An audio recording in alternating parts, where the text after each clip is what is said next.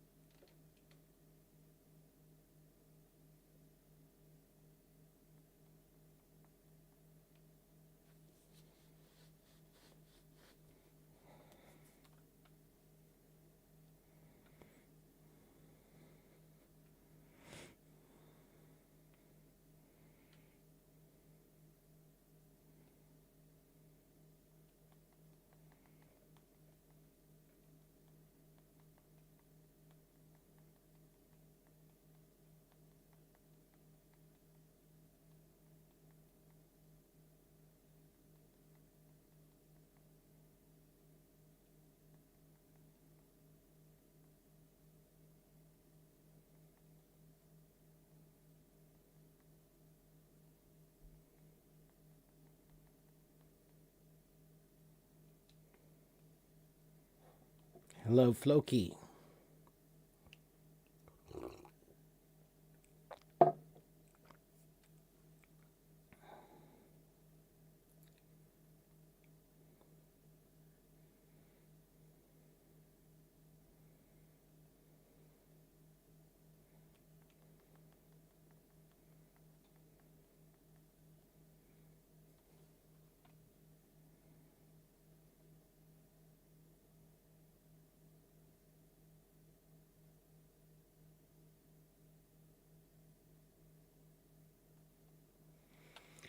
Hello, Susu. Good morning.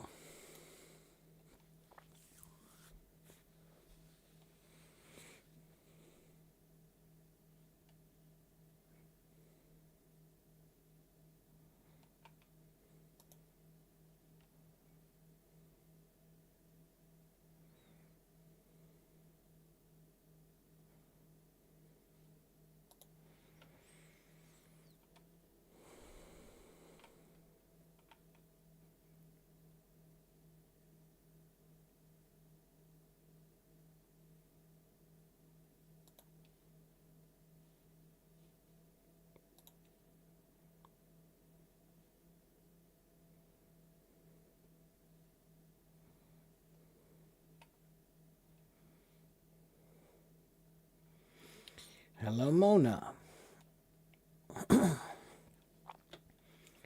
I hope things are somewhat improving a little bit where you are, Mona.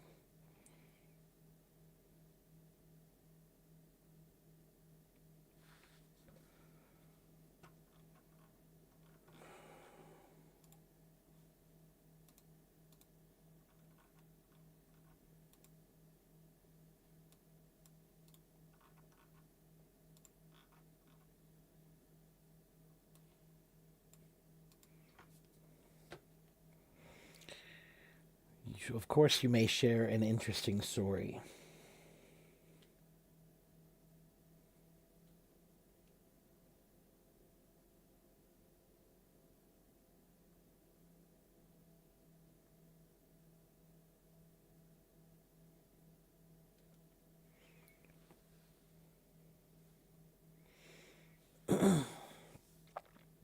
Yeah, Mona, I keep hearing it. I keep hearing that they're talking, but I don't believe anything that I don't believe anything that comes out of orange people. I don't trust orange people.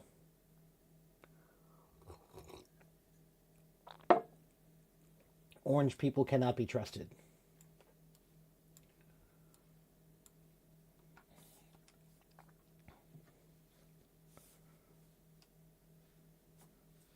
Okay, let's see. The other day I heard an exotic, mysterious music with Chinese symbols. A woman sang downstairs for half an hour.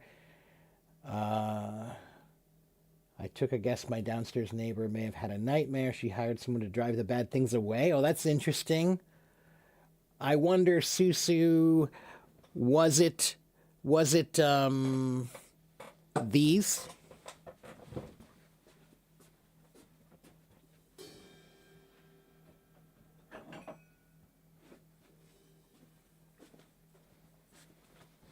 Was it these? I don't think it was these. In Chinese culture, usually, if you want to drive away the spirits, they use these symbols that are really, really not nice sounding. They're very unpleasant sounding, and that's the point. The unpleasant sound is supposed to drive away the spirits, right? But they also have these, which are called tingsha symbols, right?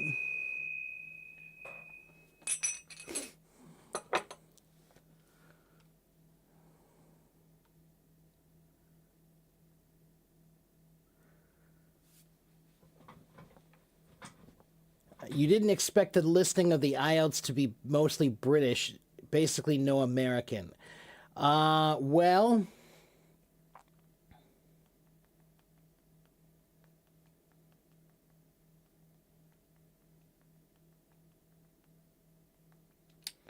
let me check something.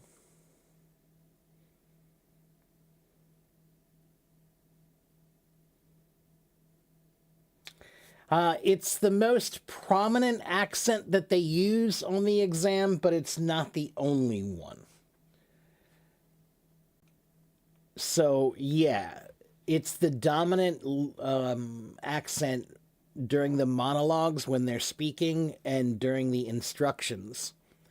But they also have a North American, Canadian accent, American and Canadian, and they also have Australian, New Zealand, and South African.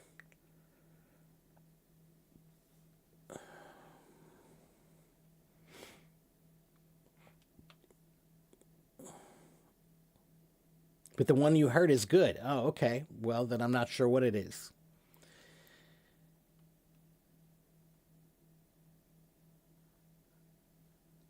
Oh, and I almost forgot. Oh, look at that. Well, that's convenient. Susu, you're the moderator again. And it's nice that apparently HelloTalk changed that feature.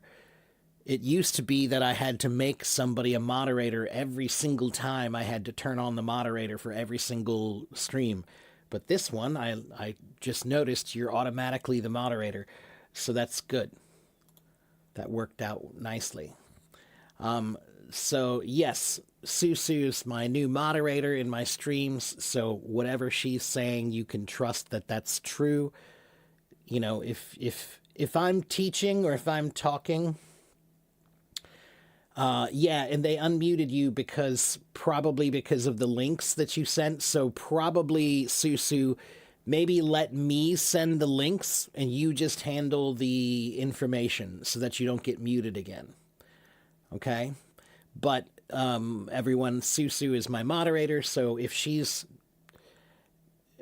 writing something here, then it's probably something you can pay attention to, right? So sometimes she'll answer questions for me, right? If you ask, where's he from, or what does he do, or what's his name, things like that, she'll answer those while I'm teaching and answering other questions. Okay? Okay. And the topic today, I was thinking I would do some etymology because it seems like people like it when I do the etymology stuff. And I thought I would do a very basic etymology that will look at the words in English that have the root EX. There are many, many words in English that have the root word EX in them, X, right? There are lots of EX words, okay? And there are like, I think maybe 330 of them, about 300 of them that we can look at. Not all of them are good, but most of them are. So we're going to do that. But if you have questions, you can also try to ask me your questions.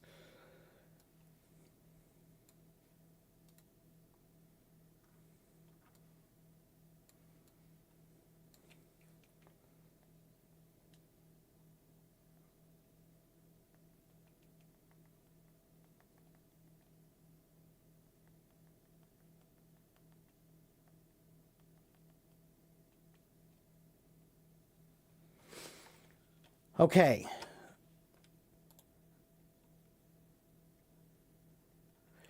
All right, so let's do that. Let's go ahead and start. I usually wait a little bit until there are more people here, but let's go ahead and start. Okay. So, English is an interesting language because English is a language that is made from many languages put together. Okay, so English is not one language. English is a mix of about 6 languages. Okay, maybe more, really, if you really want to get into it. Okay, but we're going to look at some of the words today that come from Latin. About 60% of English words come from the Latin language. And there are many, many words that begin with the letters EX. What does that mean? If you see a word that begins with the letters EX, what does that mean? Do you know?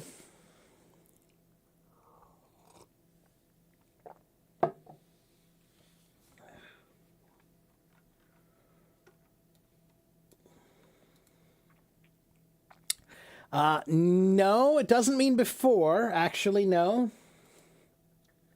It's better than that. It means out. That's right. It means out, out of, or out from, right? So, yeah, it's an ex-boyfriend because you pushed him out and now he's out of your life. So that's an ex-boyfriend. Yeah. Okay. So let's take a look. Yeah, exhibition. There are so many EX words in English, and we're going to look at them. But the first thing I have to explain to you is that many words in English that come from the root EX don't have the letter X in them, right? So, for example, the word, let me see. How about this word, emerge? Do you guys know this word, to emerge?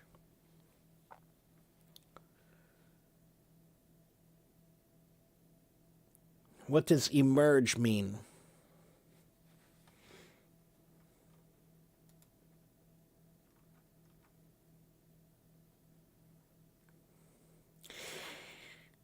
To reveal, close. So what it means is it means to come out of something. To come out of. And the word emerge comes from the letters EX, meaning out or up out of, up out of. And then the word merge, which comes from the word mergere, which means to sink. So this word means to come out up from sinking. That's what emerge means, right? But the word emerge doesn't have the letter X in it anymore, right? So there are many, many words that come from the root word EX, meaning out, but the modern word will not have the X in it anymore, okay? So we're going to look at some of those, okay? Now, some of these words are very common and useful, and some of these words are not so common and a little bit more difficult, right? Not so, they're not used so much, right? So they're not bad words to learn. They're good words to learn, but you just don't use them very often, all right? So let's look at some of them.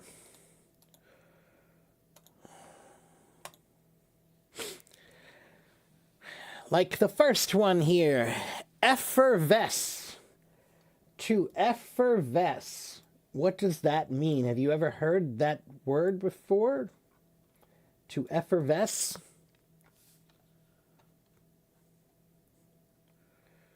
Emergency is another, that's another one, right?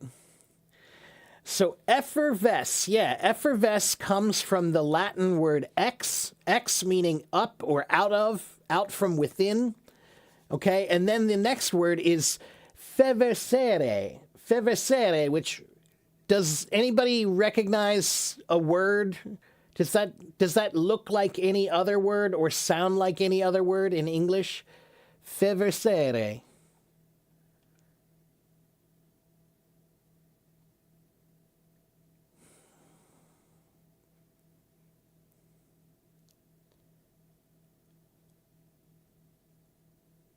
Not favorite, but that's a good guess, Roro. That's a good guess. What about when you're sick and you're very hot? What do we call that?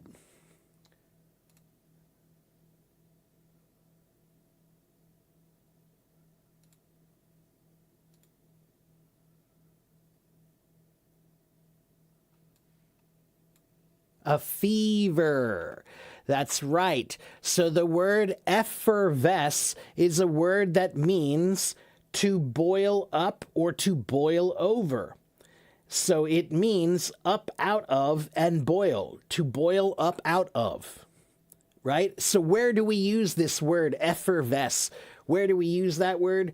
We use this word a lot when we're talking about drinks that have bubbles in them. Bubbly drinks like sparkling water that has bubbles in it. We say, oh, that's a very effervescent drink because it's bubbling out. It's bubbling over. It's effervescent. It has bubbles like it's boiling, like it has a fever. Okay? So there's one word, effervescent, effervesce. I heard this word for the first time on a TV commercial. I think it was for a kind of drink, a soda drink, and it had bubbles. So they said it's a very refreshing and effervescent drink. Yes, like sparkling water. You could say sparkling water is effervescent. It's effervescent. Okay, so there's a good word. Now, is that a common word? No, but it's a good word to learn. All right. Let's go to the next one. Elude. Oh, I like this one. This is a fun one. The word elude. Do you guys know this word, to elude?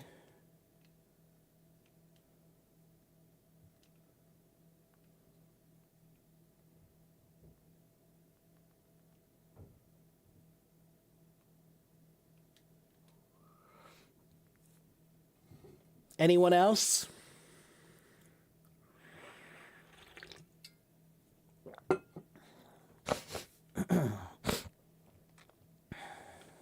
To elude.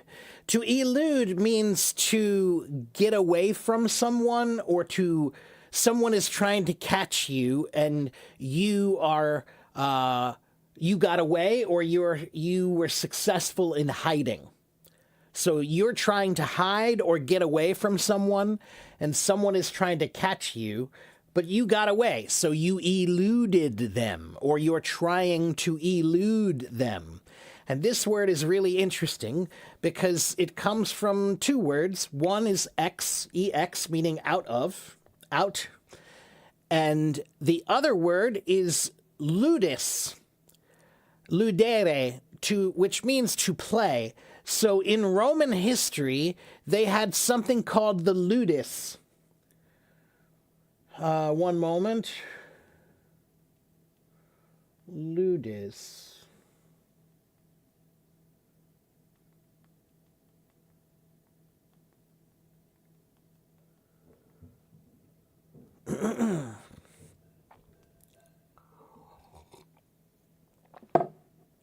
So the ludus had three meanings in Roman history. The ludus was either a giant race, right? They had this big race that was called the ludus, or they also had these performances that were like plays or comedies. That was also called the ludus. And they also had a famous games, like a famous competition called the ludus, okay? And the reason why is because the word ludere means to play. So the ludus was a giant performance or a competition of some kind, right? So the word elude means to get away from someone, to get, like, you were successful, you won. They wanted to get you, but you won. You eluded them. So you won the game, right? Basically, you got out of the ludus, right? Elude. You got out of the ludus. You were successful at winning the game. Okay, so there's one. And then we have the word Oh, yeah, that's right. That's right. That's also where we get the word ludicrous. Ludicrous. What does ludicrous mean? I don't mean the rapper.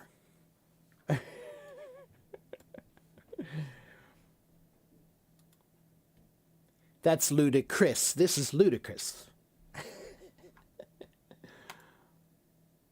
Ludicrous means crazy, right? If I say, wow, he's ludicrous, that's ludicrous. It means crazy or wild or insane. Okay? Yeah, very foolish. That's right. And again, where does that word come from? It comes from the word of the meaning to play, meaning like you're so crazy you look like you're just playing, right? It looks like some kind of playing. All right? Kunal. Kunal, we're talking about something called etymology. Etymology means the history of where English words come from. English words come from many, many different places, many languages that came together to make English. So right now, we're talking about all of the words in English that come from Latin that have the one little tiny root word. There's a root word that's the letters EX. EX means to get out of or go out of something. Okay? And English has many, many words that have the letters EX in them. Right? So we're going to skip this one only because it's not a common word anymore. To emend, we don't use that word anymore, so we're going to skip that one. But this one we talked about just a minute ago, to emerge. To emerge.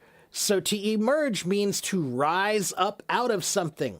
To rise up out is to emerge. All right?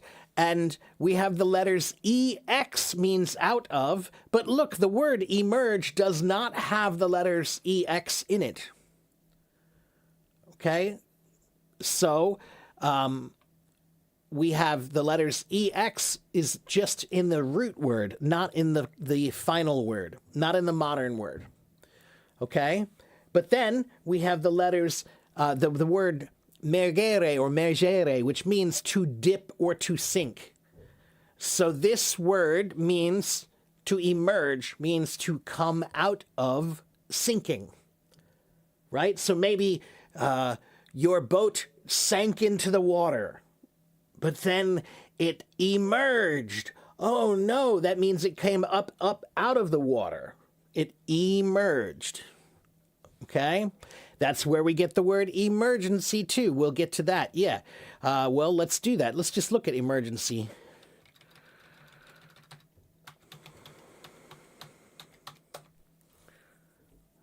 Okay, so we have emergency. Can you guys still see the page? Is it black or can you see the screen? Yes, thank you. Thank you very much, language warrior. Okay, good. So we have unforeseen occurrence requiring immediate attention. So that's an emergency. It's something that you didn't know it was going to happen. That's unforeseen. You didn't know it was going to happen.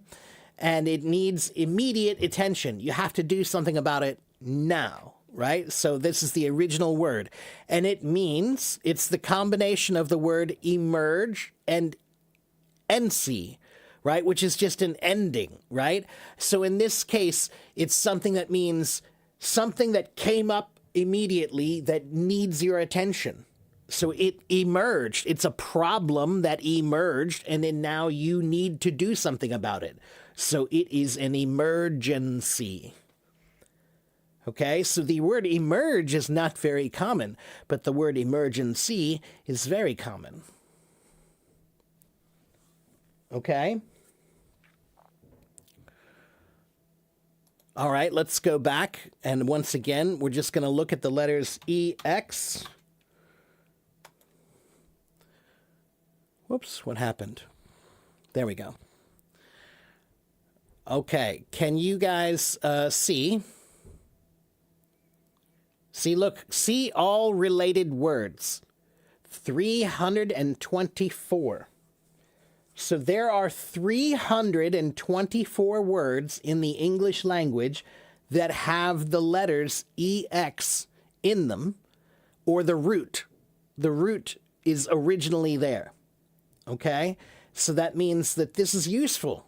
You can really increase your vocabulary if you know these words, okay, or these root words, I should say. Okay, let's look at the next word here. We have evaporate. Evaporate. What does evaporate mean? Anyone?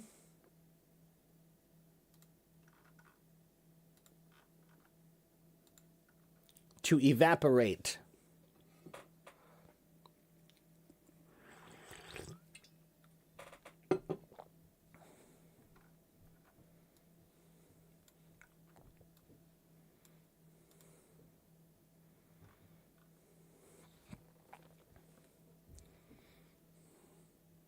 No one knows evaporate?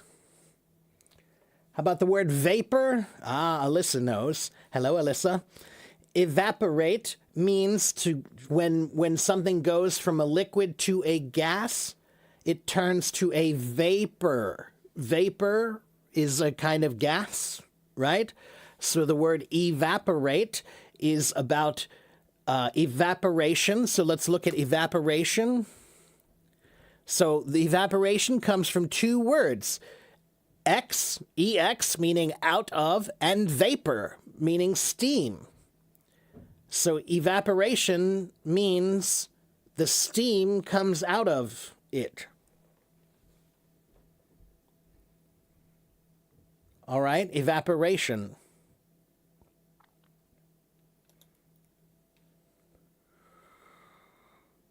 It looks like that HelloTalk fixed the screen share problem, so that's good. That saves me a lot of time. How about the next word here? Extol, to extol. This is not a very common word, but it's a good word. I would say it's a C1 level word. To extol, what does it mean? To extol means to talk about someone in a good way. To talk nicely about someone, to give someone their, to talk about someone in a way that praises them, right? To say good things about someone is to extol their value or to extol their skills or their abilities. Okay, yeah, it's a great word, and again, it comes here from the word ex, right? In this case, ex. Means up. Up. It doesn't mean out of, it just means up. And then tol comes from the word tolere, which means to raise. To raise up. Right? So that's what to extol is, to talk about someone like they're up here. You're talking about them like you're raising them up. The words you use raise them up. Okay? It's not the same as flatter. No. When you flatter someone, that's when you're talking to that person. So, Young, if I'm telling you, you're so smart and you're so amazing and you're so incredible, if I'm talking to you, then I'm flattering you. But if I tell somebody else, Yang is so amazing, Yang is so smart, Yang is so amazing, Yang is so incredible, that is extolling you. So when I'm talking about you to someone else, that's extolling you, right? But if I'm talking to you and I'm saying nice things to you because I want you to like me, that's flattery, to flatter, okay? Yes, extol is kind of like to praise. Yeah, but praise can be directly to someone. To extol is usually talking about someone to someone else, right?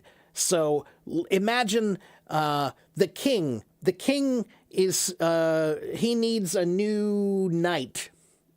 He needs a new knight, right? And so he's asking his advisor, who should I make a new knight, right? And the advisor will say, well, Sir John is a really wonderful knight. He does all these great things and he's really strong and really loyal.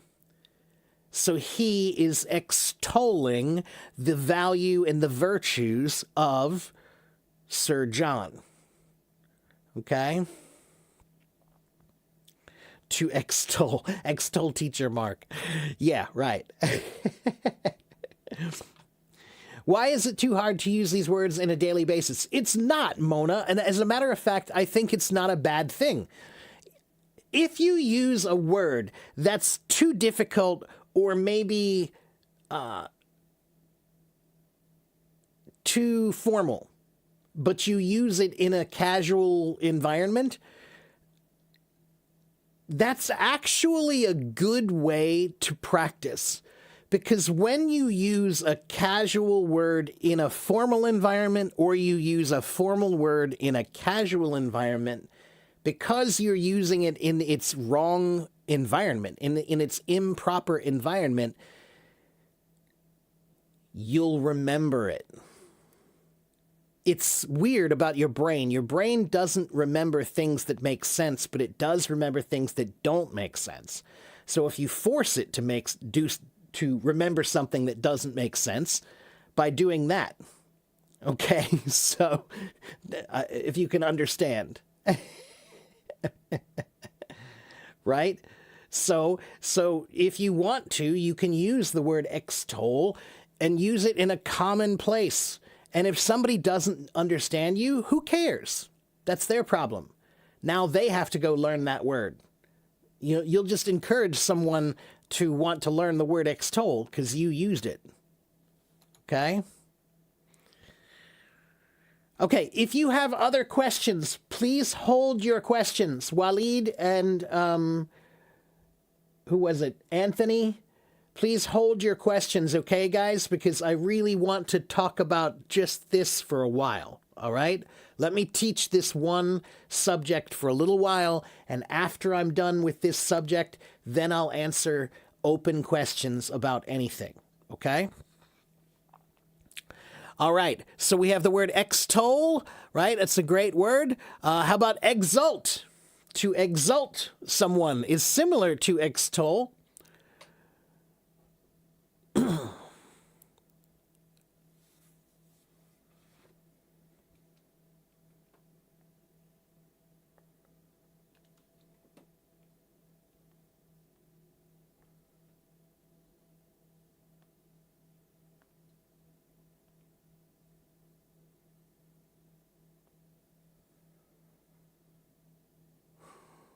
To feel great joy. Yeah, that's right. That's right. To exult means to feel great joy, to rejoice, to feel triumph. Like, yes, I won, right? And yeah, so where does this word come from? It comes from ex, meaning out, and sarire, meaning to leap, to jump, which is where we get the word salient from. Something that is salient. Also not a very common word, but it's a good word to know. It's a good word to know. A salient point, right? So in this case, it's something, how do I say this? One moment. It is something that is particular or something that is obvious that you have to point out and something that you have to look at. That's a salient point, right? Something obvious or something that jumps out at you. It's a salient thing. And the reason why is because it jumps out at you. It comes from the word meaning jump. And that's where we get the word exult. It means to jump with joy. To jump with joy is to be exultant, to exult. Okay? All right, we're going to skip this word, abash. It's not a bad word, but it's just not that common. We'll skip that one. But it's related to the word bashful. Do you know the word bashful? Have you ever heard of the word bashful? He's very bashful. She's very bashful.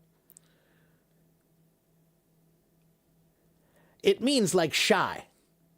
To be bashful is to be shy, right? So abash is a word, it means that you are confused or embarrassed by something that happened you're confused, embarrassed, and ashamed, right?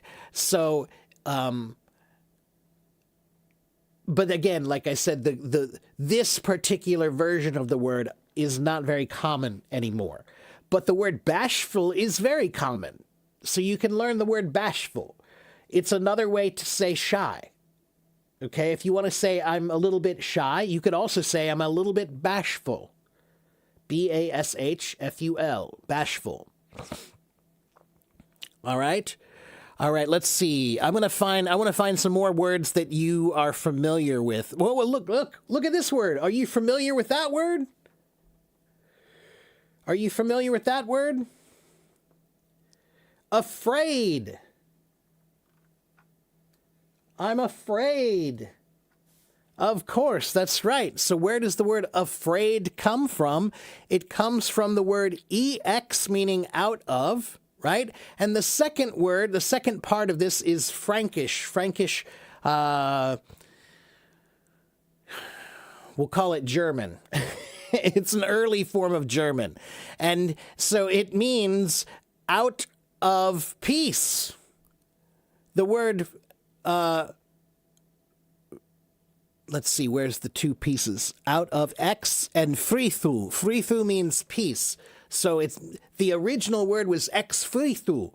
Ex frithu meant out of peace. You have no peace. I can't find peace. Right? So that's what to be afraid means.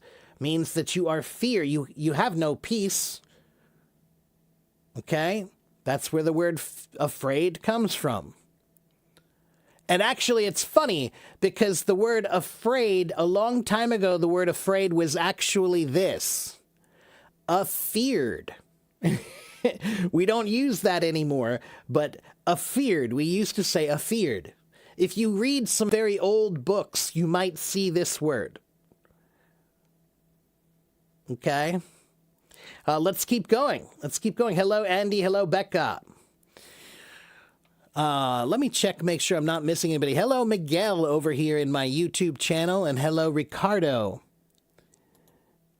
All right, so we're learning etymology today, guys. We're talking about the letters EX in English. EX means out of or up out of.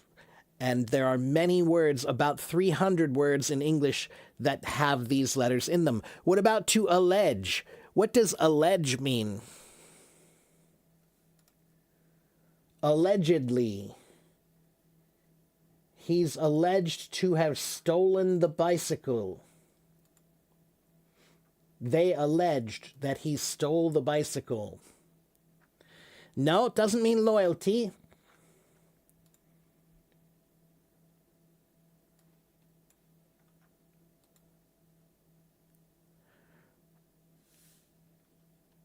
So to allege someone did someone is to claim or to blame them.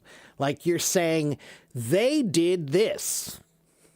It's to tell somebody what you think someone did, right? So allegedly, he stole something. That means we don't know he stole something, but somebody said he stole something. Okay, somebody said he stole something, so he's alleged to have stolen something. Okay, it's an accusation. That's exactly right. It's an accusation. Right, Waleed. Okay, and where does it come from? It comes from the word ex, meaning out of, and then the second part comes from the word litigare, which means to bring litigation. Do you guys know the word litigation? Litigation. It's a difficult word, but it's a good word. Litigation. Litigation means to go to court, to sue someone. If you sue someone in court, then you are having litigation. That's litigation. Okay? To be litigious means to go to court to sue people about something. So the word allege is related to the word litigate. To litigate means to go to court, to have a court decide what is right. That's what litigation means, right? Relitigation means to again talk about what was right or wrong. Okay, so to litigate means to discover what's correct or not correct in court. to relitigate means to look at it again. All right? And so litigation, right? If I say he's a very litigious person, a litigious person is somebody who likes to sue others a lot. They sue, I'm going to sue you for this. I'm going to sue you for that. I'm going to sue you, sue you, sue you. Not sue, sue you. All right? And yeah, we have the word allege. To allege is to claim he did this thing. He did this thing. So it means outside of the court, someone said you did something.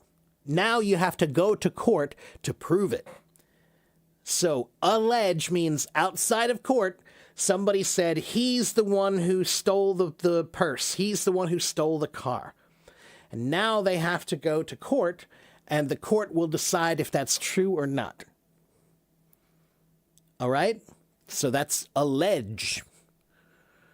All right, how about amend? To amend. What does amend mean? We're going to amend it. In America, we have amendments. Yeah, to amend means to fix or change something. Yeah, and this word comes from the word ex, meaning out of, and menda, mendum, meaning a fault or a physical blemish or an error, right? So to amend means to get the errors out, get the mistakes out. That's what amend means. Okay? And the word mend. What about mend? I'm going to mend my pants. I need to mend my socks.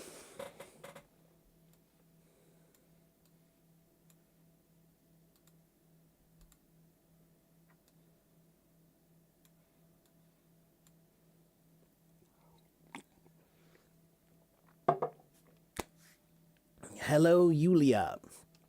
Yeah, to patch, to fix. That's right. Yeah, so to amend and to mend are related. All right? So to mend something means to fix something. To amend something means to change it so that there's no flaws. You found a flaw, now you want to take the flaw out. Amend. Okay? Can I say restore instead of amend? No, but they're related, Anna. The word restore comes from the Latin word restorare, which means to make strong again. Let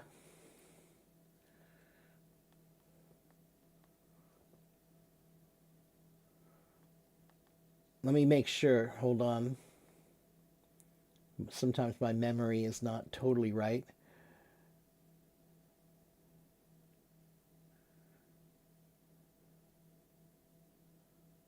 To restore, to make firm, to make it stand again. So the word restore is related to the word restaurant, because what do you do at a restaurant? What do you do at a restaurant? You eat food, and that food that you eat, it restores you. So the food at the restaurant restores you, which means it makes you stand again. Okay, so that's where the word restore, the word restore is a little bit different. It means to make it better again, like you're tired, so it restores you or it fixes you up, right? But this is a little bit different. To amend means more like, think about America. We have the amendments of the Constitution, right? So amend means it can be changed later. So if we think that the law is not perfect, now we can amend it. We can change it. We can say, I think this is not quite right. There's a problem here. I want to take that problem out. Meaning X, meaning out. Mend. Problem out. Okay?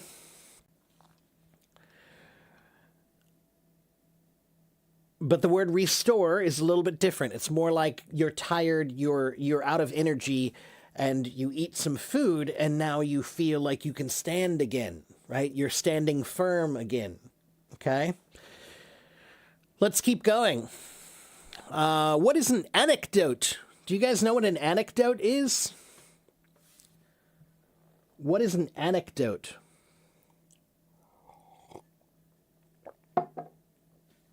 An anecdote is an interesting story. That's right. It's an interesting story, or it's a personal story, right? So it's not always funny or anything. It could just be like, okay, maybe you're talking about, let's say you're talking about climate change.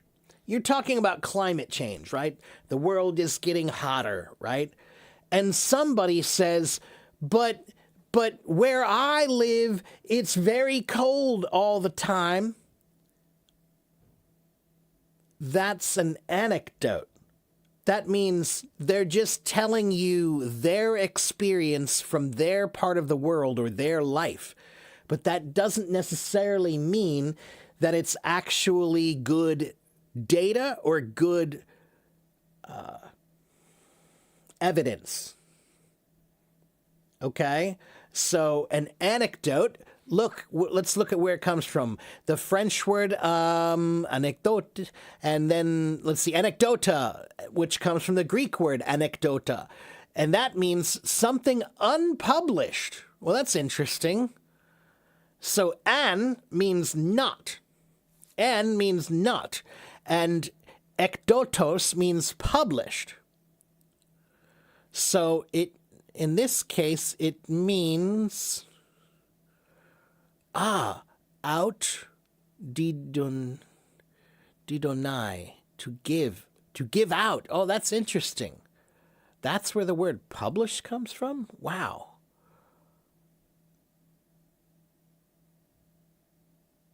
Well, that's a different word. Okay, I see. Okay. Oh, look at that. And there's a story. So the word anecdote means personal stories, right? So here's what happened. Apparently, the unpublished memoirs means stories, right? So the unpublished stories of Emperor Justinian, they got released to the public. The public started reading about his court gossip and all the terrible things that he was doing in his private life. So his personal book with his personal stories that were unpublished, they're private, they got released to the public, right? And so that's where the word anecdote became a brief, amusing story, right? So let's look at some common anecdotes.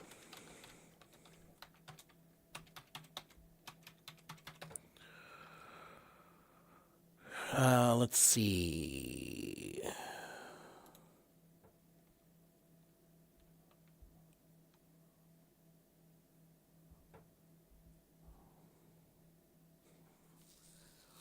Wait a minute.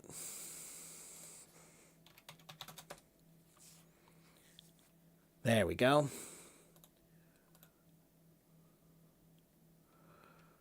Okay, here's one. So, do you remember that one time when your friend was cooking dinner and they accidentally used sugar when they were supposed to use salt, and they accidentally thought the sugar was salt, so they cooked with the sugar instead of the salt, and it made it very, very sweet? That's an anecdote. It's like a story that is just a personal story, like, oh, okay, that's an anecdote, okay? Or, let's see, another anecdote would be,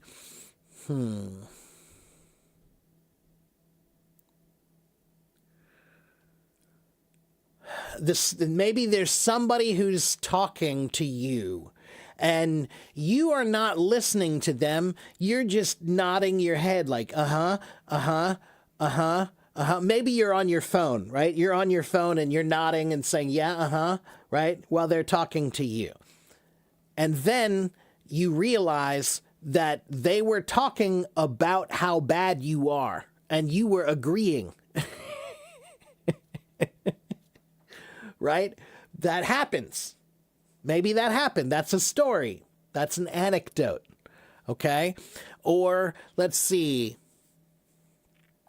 Maybe you were going to visit your grandparents and you used GPS, right? And the GPS took you to some crazy, crazy place out in the middle of nowhere. That's a story. That's an anecdote. So it's a personal story. Okay?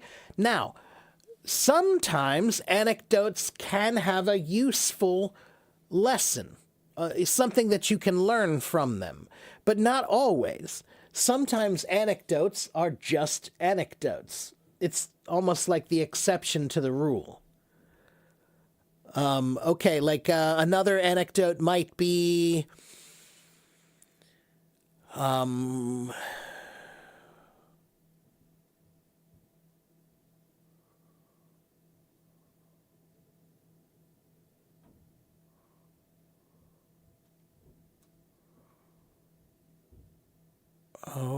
what's another good one? Is there another good one here?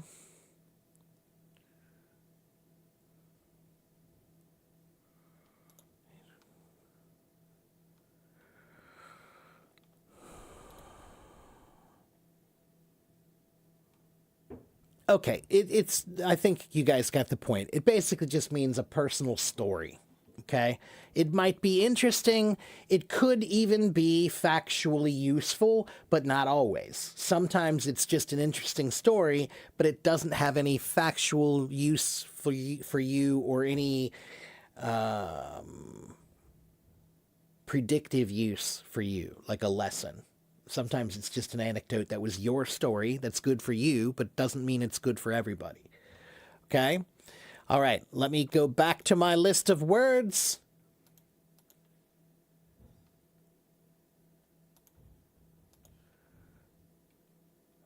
How about the word astonish? To be astonished. That's a good word.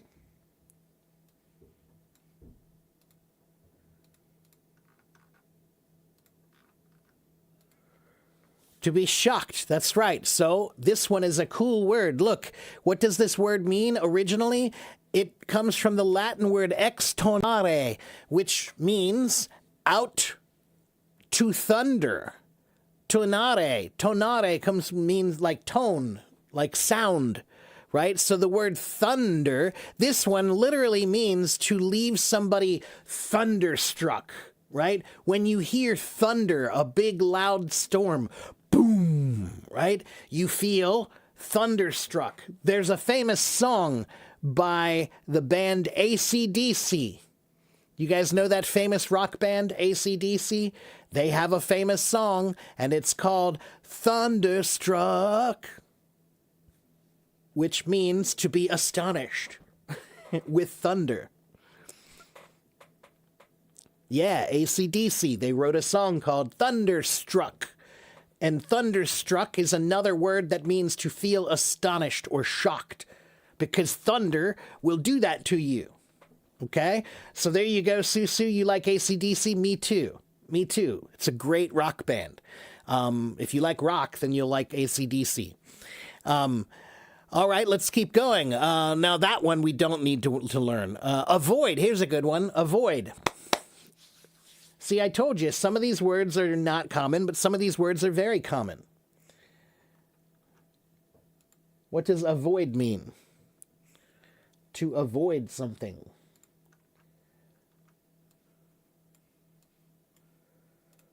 I'm avoiding Teacher Mark.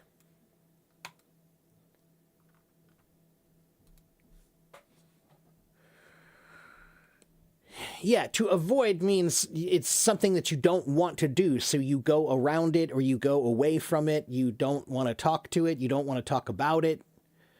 Yeah, right? So let's look. What does it really mean? Okay, so it comes from the old French word. And then here we go. Here's the Latin here. Ex, meaning out. and vaudier, meaning to be empty. To be empty. Well, that's interesting. So let's see.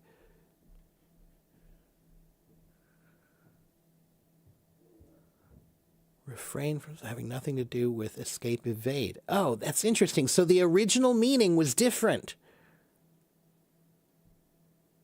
The original meaning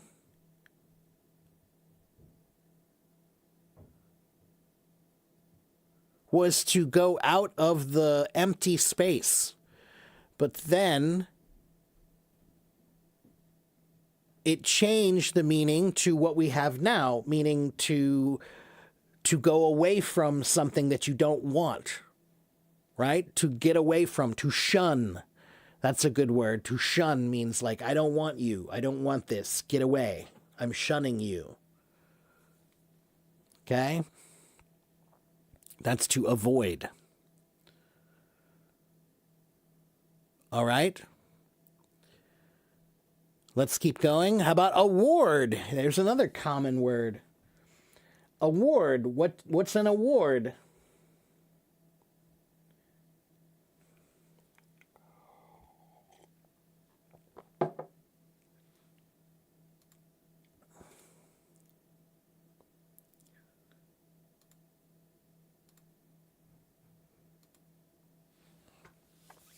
A trophy, that's right. An award is a gift, a reward, a trophy, that's right.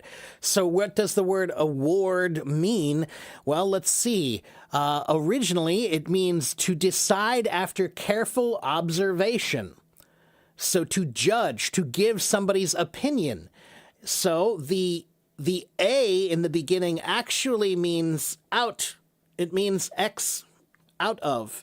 And the ward comes from the word warder, meaning to watch, right? So there's another there's another word in English, the word ward. A ward, so is something that you keep safe, right? So you might hear this word like maybe,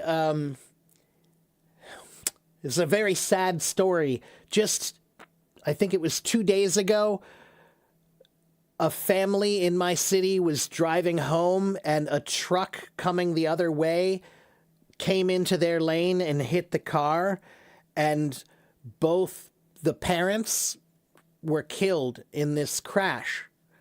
But both of the boys, they had 2 boys in the back seat, both of the boys survived. So now probably the boys will become wards of the state. They'll become wards of the state, which means to be a ward of the state means the state is now going to take care of you, to keep you safe, right? They have to take responsibility for you because your parents were killed, right? So you're a ward. You are a ward of the state, okay? And the word, let's look very quickly.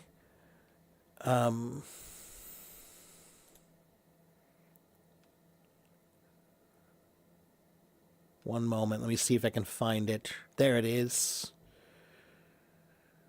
Reward.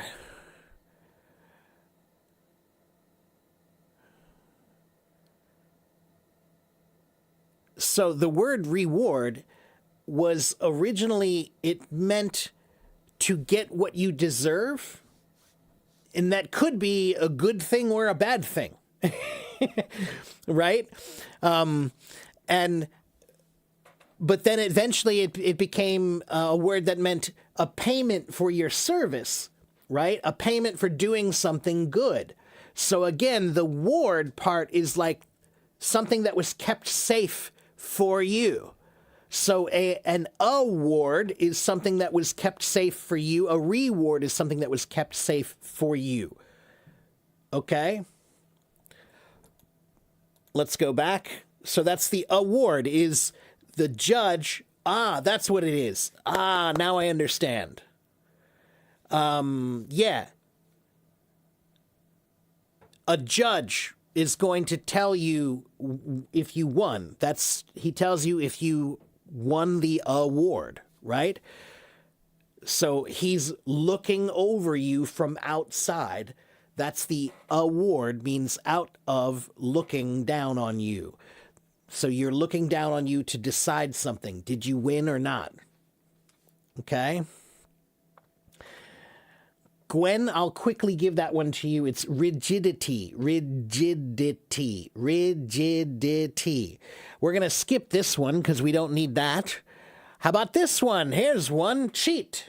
The word cheat, to cheat, is related to the letters EX, meaning out.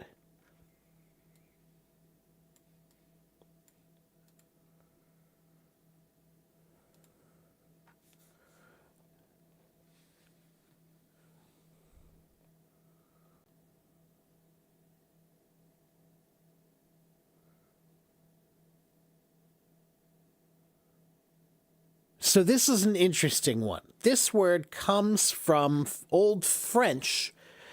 In French, and I don't know if I'm going to pronounce this right or not. This is probably not right, but I think it's échéant. Échéant, or meaning, was a legal term. It was a legal term that means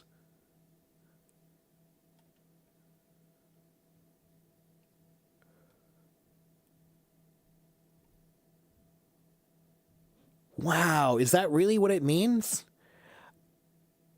Oh, it does mean that. Okay, so here's what this means. This is interesting.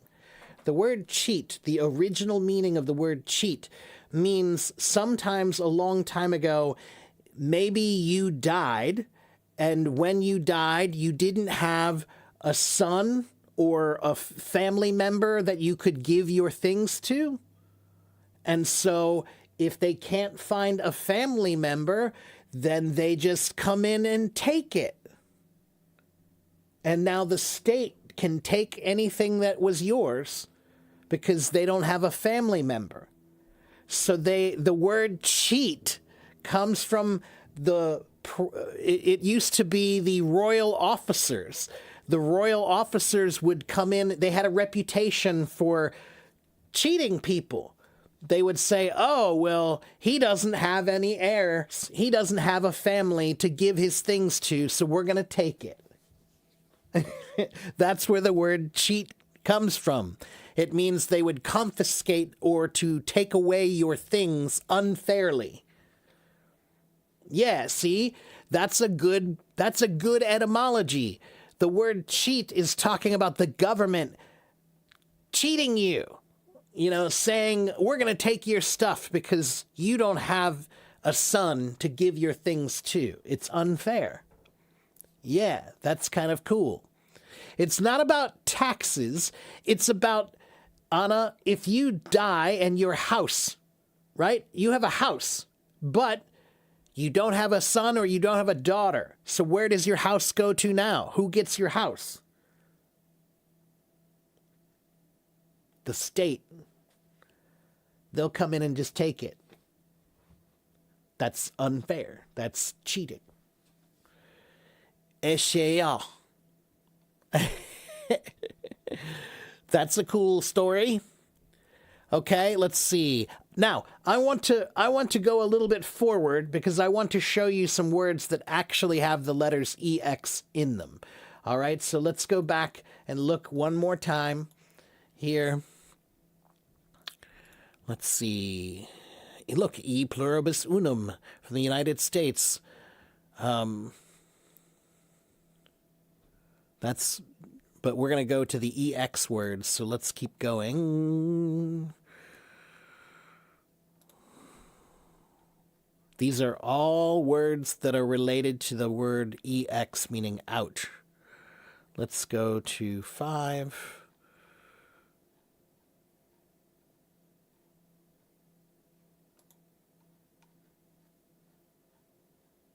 Come on.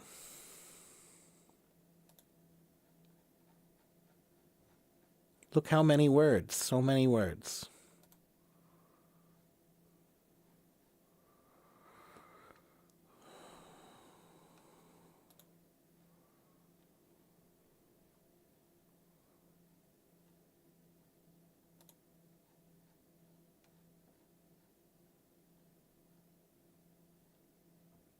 Let's just start here. Let's find out. Let's see what's here. Emancipate. What does emancipate mean?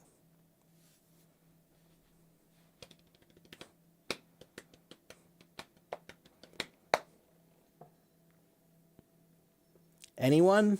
Emancipate. Emancipate means to set free. To set free is to emancipate. Okay, so in America, we have a very famous document called the Emancipation Proclamation. To emancipate means to set someone free. And this is an interesting word because it has the word EX meaning out. And then it has the letters MAN. And what does MAN mean in English? When you see words that have MAN in them, like manage, manipulate, to handle, meaning to use your hand to move something. So the word emancipate means to set free with your hands. To set free with your hands. Emancipate. It comes here. Look, mancipare, meaning to transfer or to sell, right? So that comes from the word manus, meaning hand, and capere, meaning to take. So to take with the hand. So this means to release being taken with the hand. Somebody bought you with their hands, they took you, and now you're being let go. Ouch. To be set free. Right? So they had you with their hands, and now they set you free. To emancipate. And that's got the letters MAN, manage, manipulate. Right? That's to move with your hand. Okay? Let's see, what else do we have? Emasculate means to make a man feel like he's not a man. So it means to take the man out. To take the man out of the man is to emasculate him. Emeritus will skip. Emigrate. Emigrate. What about emigrate?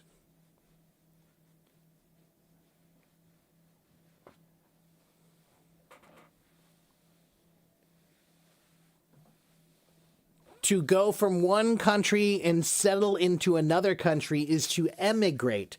And it means the E in emigrate comes from the EX, meaning out, out of. And then migrate comes from the word to move, migrare, which means to move, right? So emigrate, to move. Yamin, some of these words are difficult and some of these words are easy, okay? So this is the history of English words, okay? And so when you teach words with their history, some of the words will be very, very common and useful, and some of them will be less common and maybe more advanced, okay? Let's keep going. Emigration, again, related to emigrate. Okay. How about this word? This is not very common, but you might hear this in a movie. If you see any movie that has a king, any movie with a king, you might hear this word, eminence. Yes, your eminence. Yes, your eminence. No, your eminence. To be eminent means to be in a high position. Comes from the Latin word eminentia, meaning to be very distinctive, to stick out and to be more interesting than the others, to be eminent. Okay, yes, your majesty, yes, your honor, yes, your eminence. That's right. Right. But we also use the word eminent. To be eminent, that's a common word. That's a more common word than eminence. So what does eminent mean? If I say he's eminent in his field, he's eminent in his his career. Yeah, it means he's very highly respected in his career. People know about him, okay? He's eminently known. It means like famous, kind of, okay? So, yes, your eminence is what you say to the king, okay? But that's not common. But the word eminently, to be eminently known or to be eminently respected, means that you're an expert. You're a well-respected expert, right? Like the king, kind of, right? Let me keep going. There's eminent. How about emit? To emit. This is not a very big word. It's not a very difficult word. To emit. It's not the super common, but it's not uncommon. Emit. To send out or to give out or to put out. Yes. Okay, to emit. So this word comes from the letters EX, meaning out, and mittere, meaning to send. Like, that's where we get the word mission from, right? A mission. So what is a mission? I'm going to send you on a mission. You have to go do something for me, right? So to emit means to send out, to send forth. All right? So where do we use this word? We use this word like, maybe you're in the dark. You're in the dark in your house. And you can't see anything, but then in the corner, you see something emitting some light. You see something emitting some light, so you go towards it. To emit means it's putting out some light. You see something is giving out some light over there. It's emitting it. Okay, yes, the sun emits light and heat. We get light and heat from the sun, so it is emitting light and heat. It is giving it to us. Okay? Emitting Wi-Fi, yeah, it emits Wi-Fi, a Wi-Fi signal, right? Very good. Okay, let's keep going. Emollient, too difficult. We won't do that one. Let's skip that one. Let's go to the next page. Emotion. There's an easy one. Emotion. What does emotion mean? To have emotion.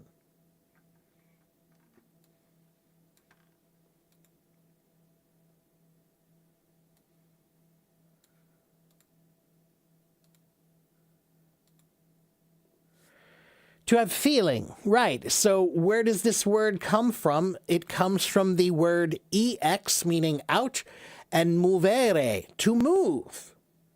To move. So emotions are something that moves you inside, right? It moves you. It makes you feel something that makes you want to say something out, right? It moves you to want to say something out, right? That's an emotion. All right, what else do we have here? That's too hard. Emulsify, emulsion. These are good words if you're a cook or a scientist, then these two words are good. But we'll skip those for now. Enormous, there's a good one. How about enormous? Something is enormous. What does enormous mean? Yeah, enormous means really, really big. But look, guys, this one is right in front of you. The meaning is right in front of you. Enormous. The E means EX, means out of. And normal, right? So enormous means out of normal. Yeah, it means really big because it's not normal. Okay, enormous. It's right there in the word. It tells you norm. Okay, out of normal. That's right. Yeah, enormous. Okay, let's see. Here's a good word. This is a good word that you can learn. It's a difficult word, but I think you can understand it if I explain it. This is a difficult word. Enumerate. Enumerate. To enumerate means to tell somebody something in great detail, like a number of things. First this, then this, then this, then this, then this, then this. Okay? And the word enumerate comes from the word ex, meaning out of, and the word numerare, meaning to count or numbers. So this is related to the word numbers. You know numbers, right? Or numerals. Numerals and numbers, right? So to enumerate is to speak about something with many numbers. First, blah, blah, blah, blah, blah, blah, blah. Second, blah, blah, blah, blah, blah, blah, blah. Third, blah, blah, blah, blah, blah, blah, blah. Fourth, blah, blah, blah, blah, blah, blah, blah, blah, blah. That's to enumerate. All right, you're saying a lot of things, and it's like a number of things. A number of things. That's a better way to say it. It's a number of things you're saying. Many things. Okay? Thank you for the gifts, everyone. Let's see, what else do we have? Let's keep going. Next page. Oh, here's a good one. Enunciate. To enunciate.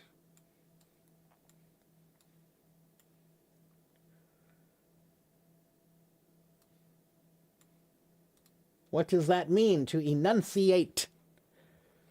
I speak that way all the time here. I try to enunciate. Yes, to pronounce clearly. So this word comes from the word ex, meaning out, and nuntiare, meaning to announce. To announce. So when you announce something, you have to say it out. You have to say it out. Okay? And what you have to understand is that I want you to think about 1,000 years ago, or no, let's say 500 years ago, but it could be 1,000 years ago. If you wanted to speak in public 1,000 years ago, if you wanted people to hear you and understand you, then what did you need to do?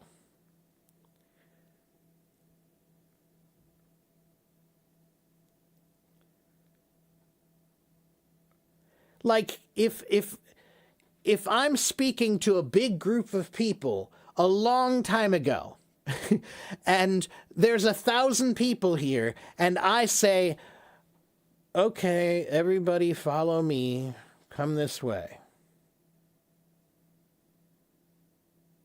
Nobody's going to follow me, nobody's going to hear me. But if I look at them and I say, okay, come with me right now. We are going here. It's loud and it's clear.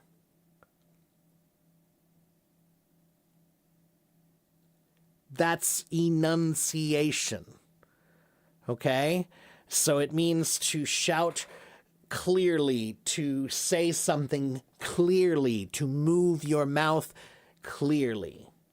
Okay, so the original meaning was to say it loudly and clearly. But the word now doesn't necessarily mean loudly. It just means to speak very clearly, like an announcement. An announcement should be clear, right? Okay? Okay, let's see. Here's a good one. How about the word eradicate? And, oh, I see somebody said, actually, those are from French. So where does French come from?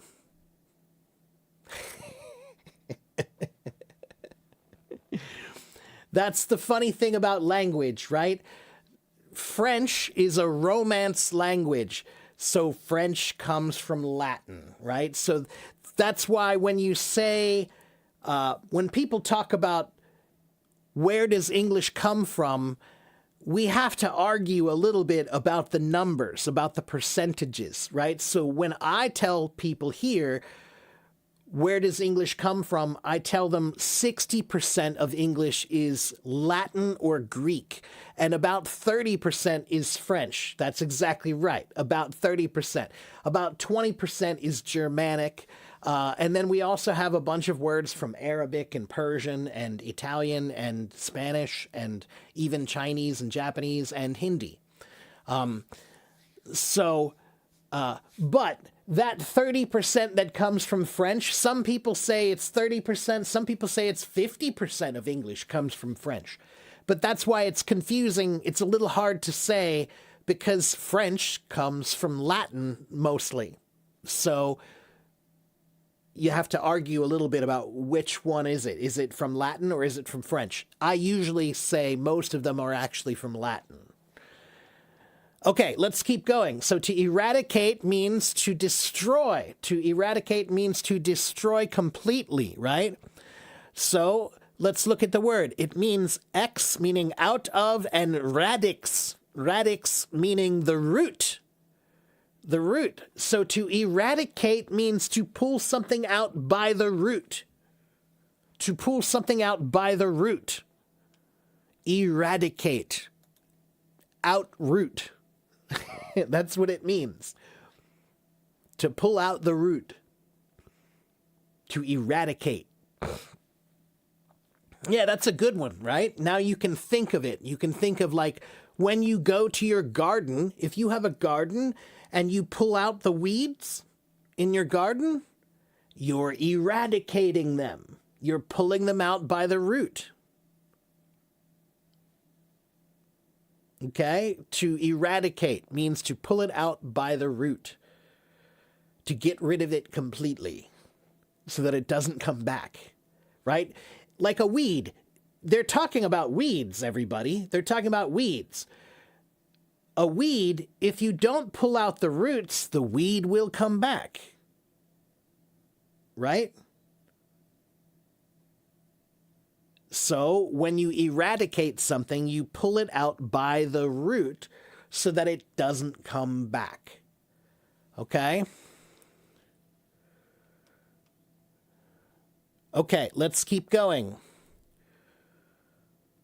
How about the word erase? That's a simple word, right? Erase.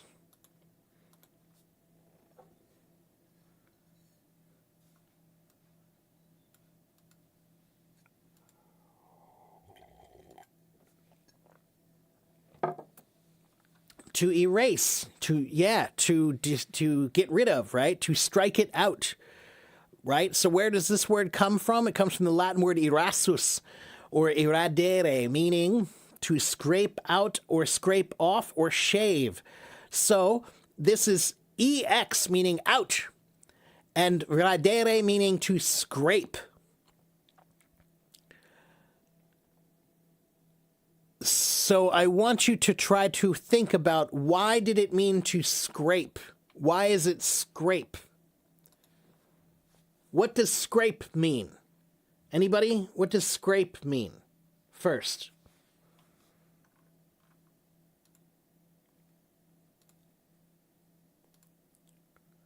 To scrape something.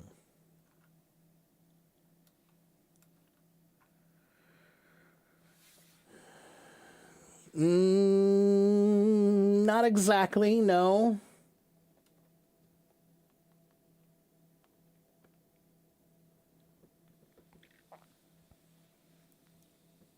To scrape something is almost like the word scratch.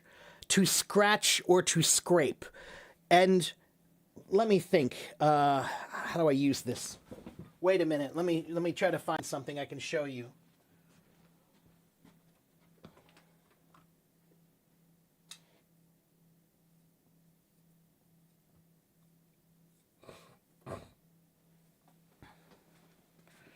Okay, so I have this pocket knife here, okay? And if I take this pocket knife and move it across my hand like this,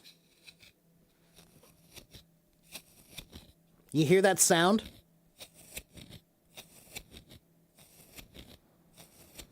That's scraping.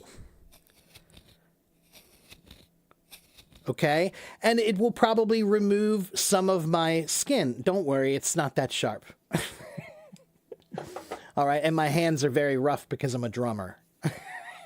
So don't worry. I have drummer hands. So yeah, it's kind of like that. So the word erase is interesting because a long time ago, how did they write things a long time ago? How did they write something? Like, let's say I have an idea. If you love a girl or you love a guy, sometimes you go find a tree and you put your letters, your initials, right? In the tree, right? And you do a heart in the tree, right? You carve it into the tree, right? How do you get rid of that? Do you use a pencil? Can you use a pencil to get rid of that? No, if you want to get rid of that from the tree, then you need to use a knife and scrape it away. So the word erase, now it means just to use an eraser, right? A piece of rubber that we can use to remove the graphite from the lead or graphite from the paper, right? But originally the word erase meant to use a knife to carve it away.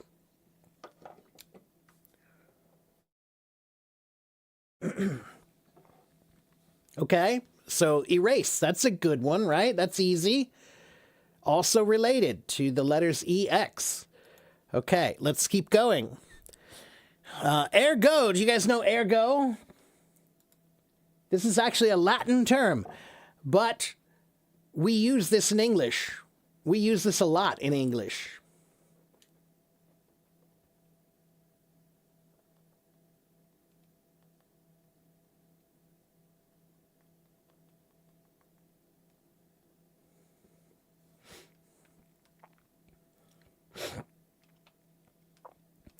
Ergo means, in Latin, it means therefore.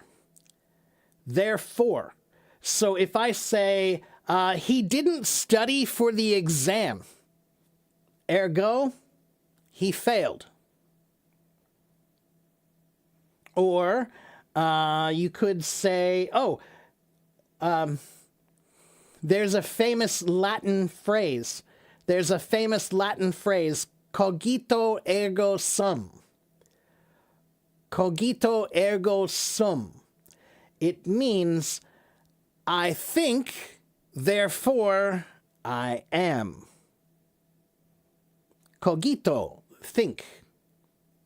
Ergo, therefore, sum, I exist.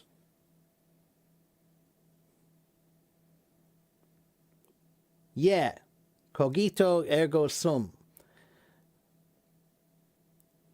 So the word ergo means therefore. He didn't study for the exam, ergo he failed. Okay? Let's see, how about the word erode? To erode.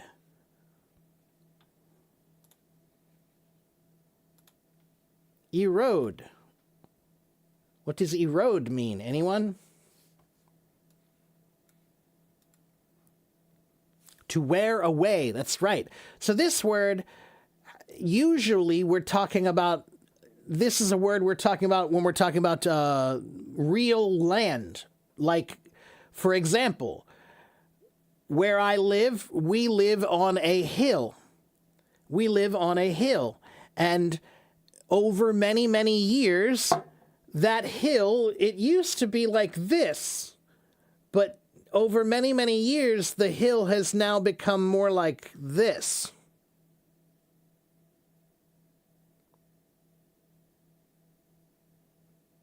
Because the rain comes down and washes away the dirt and washes it away and washes it away and washes it away. That's called erosion. Erosion. Now, here's where it gets interesting. Look. So this word means ex means away. And what is this word? Rodere means to gnaw. To gnaw. What does gnaw mean? What does gnaw mean, everybody? To gnaw. G-N-A-W. To gnaw. Yeah, to bite. So this word it comes from the word rodent. What is a rodent, everybody? Do you guys know what a rodent is? What's a rodent? Rats. Rats. Rats are rodents. Little animals. Little animals that you don't like. Those are rodents. Okay? So, what do little animals do? What do little mice do? They gnaw. That's right. So the word erosion is talking about how the earth will wear away just like a rat biting at it. A little bit at a time. A little bit, a little bit, a little bit. It doesn't happen fast. It's like rats. Mice are just biting. A little bit, a little bit, a little bit, a little bit. Do you understand? That's kind of cool. You can imagine that, right? You can imagine it's like mice biting away at something to erode. And that's where we get the word rodent. Think about mice or rats. Okay, let's keep going. No, we don't need that word. Erudite. This is a pretty good one. I like this word. I always liked this word. To be erudite. To be erudite means to be someone who studied, someone who learned, someone who has studied and learned and is well instructed is to be erudite. Okay? And this word is, it's related to the word rude. You're right, neighbor. It's right. It's related to the word rude. So this word comes from the word meaning ex rudis. Ex meaning out of, and rudis meaning unskilled or rough. So to be erudite means that you are not rough anymore. You've come out of being rough. Now you are smooth. Okay? But if you are rude, then you are rough. You are rough. Is erudite still in use? Yes, it is. Yeah, I love this word. Like I said, it's not a common casual word. It's more of like I would say it's a C1 level word. Okay? To be erudite means to be very well learned and studied, and it's somebody who's learned a lot and studied a lot. He's very erudite. So you don't say this about somebody who has not studied a lot. You say this about somebody you know who studies a lot. Okay? Not just school. Okay? How about erupt? To erupt.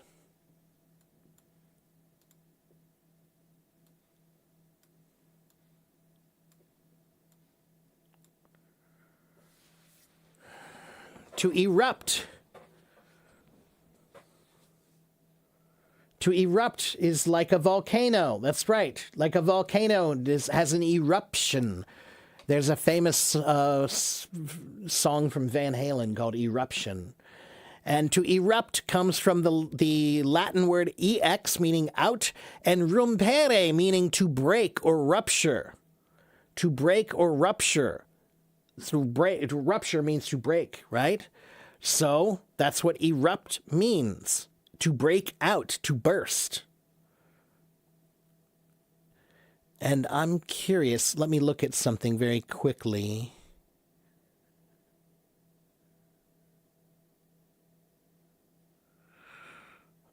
RUNP. One moment, everybody. I have a feeling about something.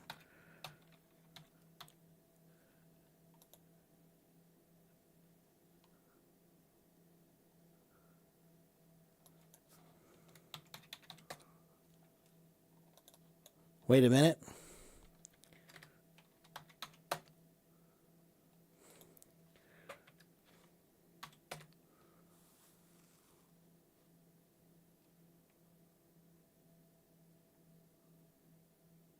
Oh, no, I'm wrong. Nope, not related. Okay, never mind. I had a theory, but I was wrong, and that's okay. That happens sometimes. It's good to be wrong every once in a while. Okay, so we were talking about erupt, right? Erupt means to explode, to break out, right? So we use the word erupt when we talk about volcanoes, but we also use the word erupt when we talk about, for example, when you're sick. Sometimes when you're sick, you get blisters on your skin. You get blisters on your skin. They're like bumps. They're like red bumps that pop up on your skin for some sicknesses, right? And when that happens, we'll say it erupted. It erupted from my skin.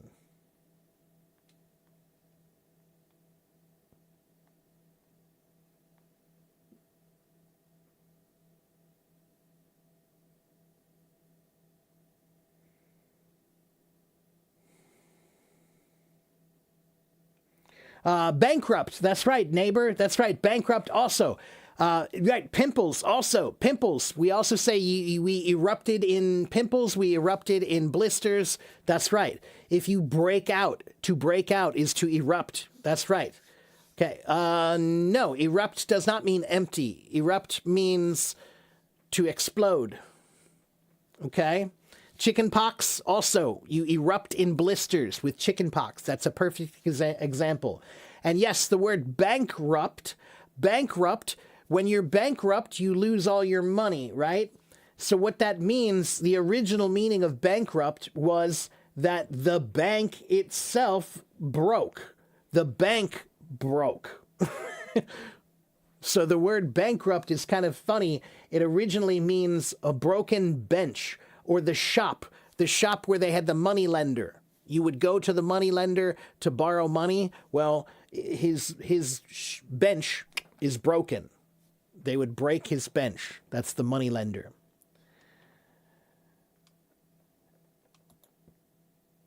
So quickly, Waleed, I'm going to answer your question very quickly, but I want to go back to my topic too. So the word you're looking for is foul, Foul, not Faul. Foul means rotten or unclean, and that word is actually pretty old. It's old Germanic and Saxon, and the word foul means rotten or unclean or corrupt, something offensive to the senses, right? So a long time ago, Waleed, they used to use this word foul, was almost like a word they used to talk about someone evil. This foul creature, this foul being, this foul person means really rotten, unclean, evil. Okay? So a foul is something offensive. You broke the rules. So you did something that offends someone, that's a foul. Okay? All right, let me keep going back to my list of EX words and let me find some actual... Oh, here's my favorite one. This is my favorite EX word. Escape. Escape. This is my favorite one, everybody. What does escape mean?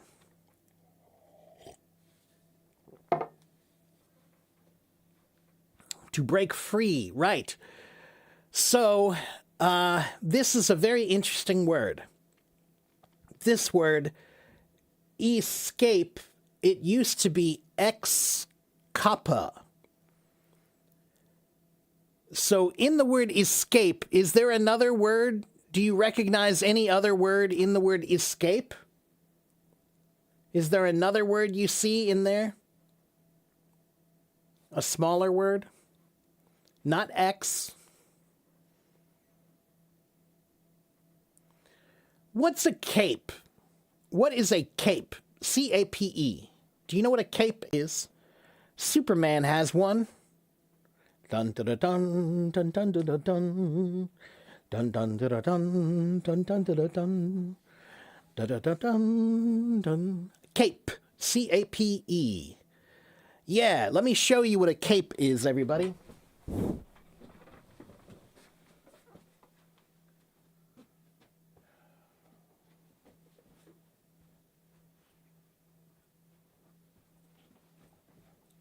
Okay, so this is a hoodie, right, from today. But a cape was pretty much like a hoodie, but it didn't have any arms. Okay, so if you get rid of the sleeves, then you just put this on your back like this, and you would tie it like this. This is my cape, right? And this was a very common thing to wear a long time ago. Many men would wear a cape, right? Now, I want you to imagine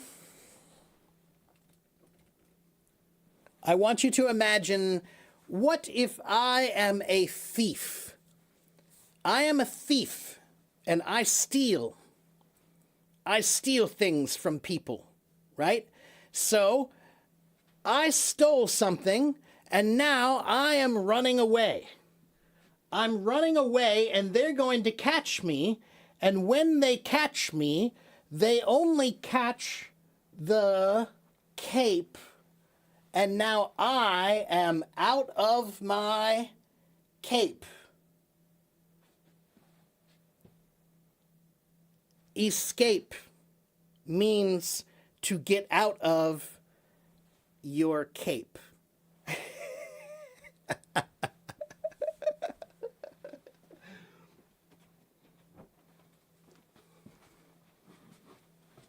Come on, that's cool, right?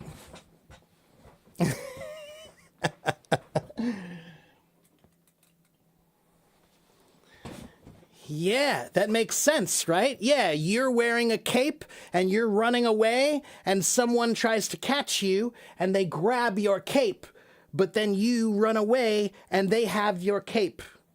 So you have escaped ex capa out of cape.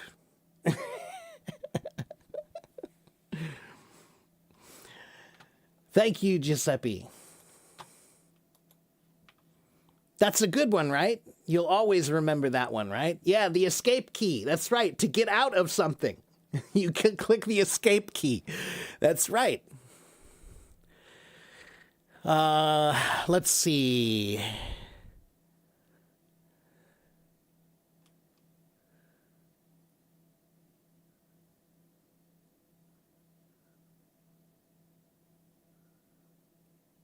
Let me find another good one for you.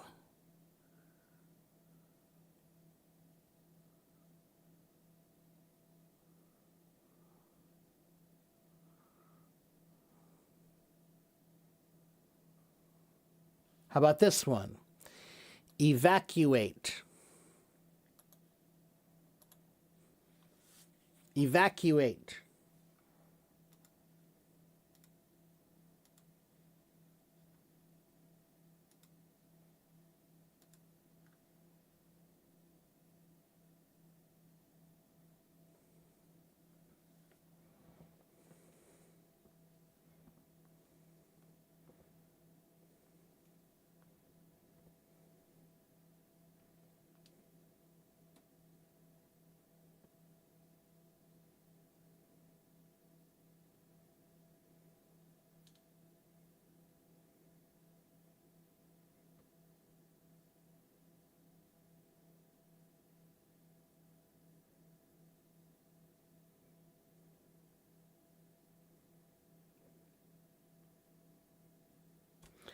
Sorry, one moment, everybody. I'm reading something. I want to check something.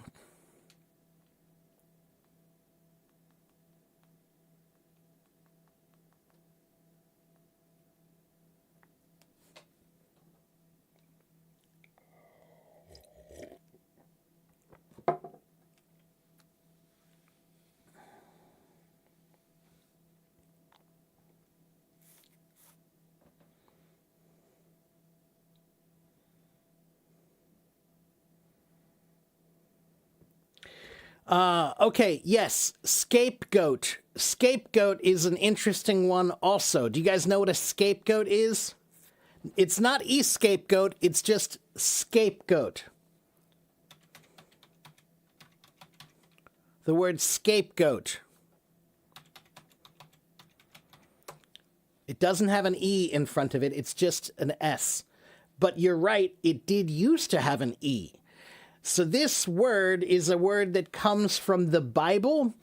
In the Bible, the story of Leviticus, there's the story where there is a high priest, and he's told to take two goats, and they have to decide what will happen to each goat. And one goat is sacrificed to God, and the other goat, what they did was the priest would say that all of the sins of the people, all the bad things that the people did, are cast onto this goat, and then the goat is released into the wild. So the word scapegoat, it basically means, the word today, it means somebody who you find, you blame somebody for something, but they didn't really do it. You find somebody who you make them responsible for what really happened, but they are not responsible, right? That's a scapegoat. So for example, in a business, right? Maybe you have a big corporation, and the new boss, he made a big decision and it didn't work out, like something failed in this decision. But when the boss makes a decision and it fails, does he usually say, "Oh, it was my fault"? What does the boss usually do?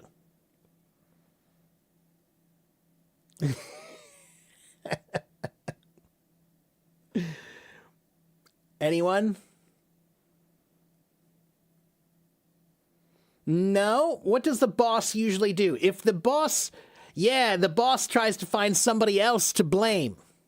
So maybe the boss has an idea, and it's his idea. It's my idea. I'm the boss, and I say, we're going to do this. But then we do it, and it doesn't work well. It doesn't work right. It fails. And then I have a choice. I can say, oh, well, my idea failed. I'm the boss. My idea failed. Or I can say, Charlie, it was Charlie. Charlie's idea. This was Charlie's idea. Charlie failed. Charlie is the scapegoat. Okay? He's the one I'm blaming for the bad things that I did. Because that's what they did. They took all the bad sins and they cast them onto this goat, and then they, made the goat go out into the wild. So that's what a scapegoat is. All right? Okay, let's go back to the other words. How about the word evacuate? Evacuate. What does evacuate mean? This is an important word. You should know this word. To evacuate. Charlie wears the hat. That's right. That's right, man. To evacuate means to get out. That's right. Yeah, so I was talking to Susu the other day, and Susu, there was an earthquake where Susu was, and Susu had to evacuate. So evacuate means evacuate. EX means out, and vacuous means empty. Empty. So it means to go out to make it empty. To go out and make it empty. Okay? To go out and make it empty. So, you evacuate the building, right? If there's a fire, then you get out of the building. That's to evacuate, to make the building a vacuum. What is a vacuum? What's a vacuum?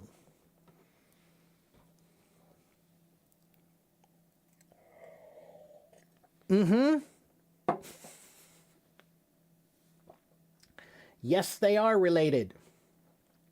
So what is a vacuum? A vacuum is a place that has no air, right? A vacuum is a place that has no air. So that means it's empty of air. Empty of air, a vacuum, right? So to evacuate means to make it empty. Okay? Evacuation of your stomach. That's right. When you throw up, that's called evacuating your stomach. To make it go out. Yeah, to empty it. To make it empty. Okay? Let's keep going. How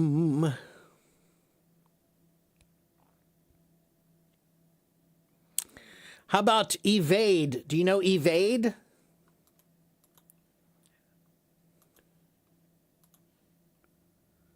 Evade.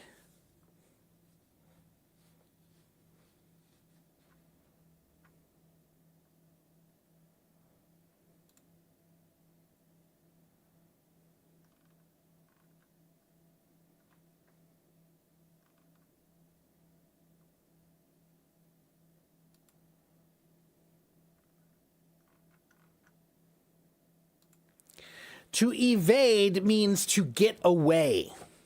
It's like escape, but to evade means ex, out or away, and vadere means to walk. So to evade, the real meaning of evade means to walk away, to get away. Okay? And this is interesting because there's another word in English that we don't use very often, but it's a fun word to say. Vamos. Vamos, everybody. This is a fun one I'm going to teach you. It's not a common word, but if you know this word, then your English will be better than many natives. Vamos is a word that means go away. So, like when I was a boy, maybe my father is trying to work on something. He's trying to fix the toilet or fix the sink, right? My father's trying to fix something. And I was playing near him. Maybe my brother and I were playing. And he would say like, hey, I'm busy here. Vamos. It's two O's. Two O's. Vamoose. And vamos means go away. It's a funny word that means to get out of here. Vamos. But it comes from the same word that means to walk away. To walk away. Yeah, but vamos is it's kind of like a slang word that your father will say or your mother will say to you. It's funny. If they say, hey, get out, that sounds too mean. That sounds too strong. But if you say, hey, vamos, it's kind of cute, but also strong. All right. So vamos is a fun word, and it's related to the word evade. To evade means to get away from. Okay. And moose is not a deer. Moose is related to deer, but a moose is much bigger than a deer. Okay. Moose are huge. Moose are one of those animals that when you see one in real life for the first time, you feel like that's not real. You're like, that thing's not real. There's no way. That thing's too big. Yeah, they're big. They're dangerous and they're big. Yeah. Yeah.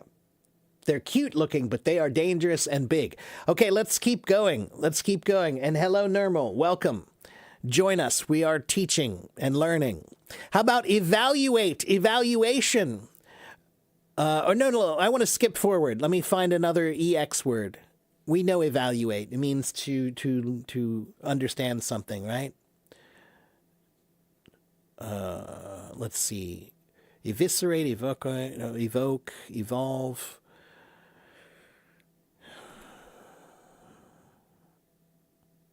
There we go. Here are the X words. Okay, we're going to start with this one.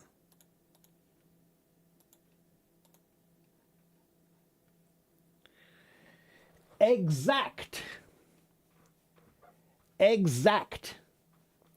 What does exact mean?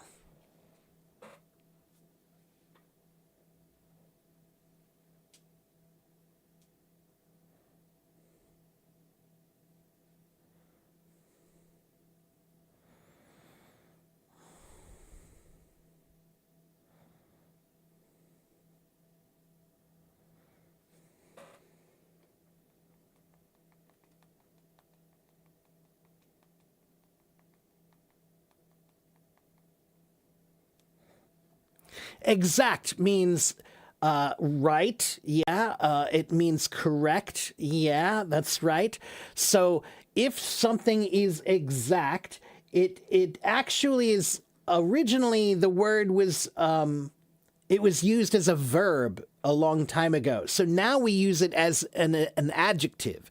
But in Latin, in Roman times, they used this word usually as a verb. And it meant originally to drive out or force something out. So this meant, how do I explain this? One moment. So sometimes we have another way of using this word, to exact payment. Have you ever heard that before? Anybody? To exact payment or to exact punishment?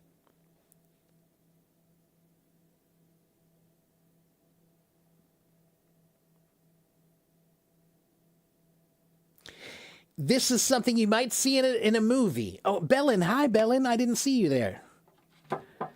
You might see this in a movie. To exact payment means to demand payment. To exact punishment means to demand punishment, right? So I demand that he be punishment. I exact punishment on him, all right? And this word is interesting because originally it was used, we also said to exact revenge. To exact revenge means somebody did something to you and now you're mad, so you want to do something back to them. That's revenge. So to exact revenge in this case means to demand or require or enforce. To demand or require it or to enforce, right? That's right. You do need to exact punishment, Bellin. That's right. Yeah, like the Spanish Inquisition. You need to get out the torture devices.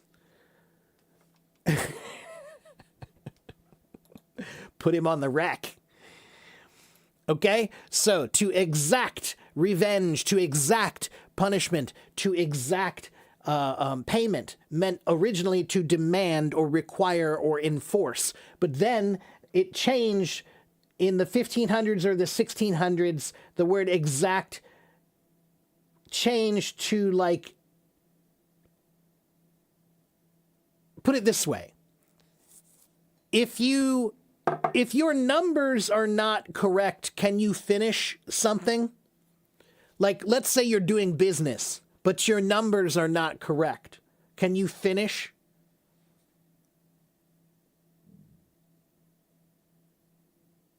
No. So the word exact means you can finish because it's correct. The numbers are right. So you can finish this deal. So it's exact. That's what it means. The numbers are correct. So you can finish the deal. So originally, exact was a verb that meant to demand, and then the meaning changed to an adjective, and it meant, oh, it's complete enough and finished enough that we can do it. So it's exact. All right, let's keep going. Exaggerate. What about exaggerate? What does exaggerate mean? Hello to all the new people. Exaggerate. What is exaggerate?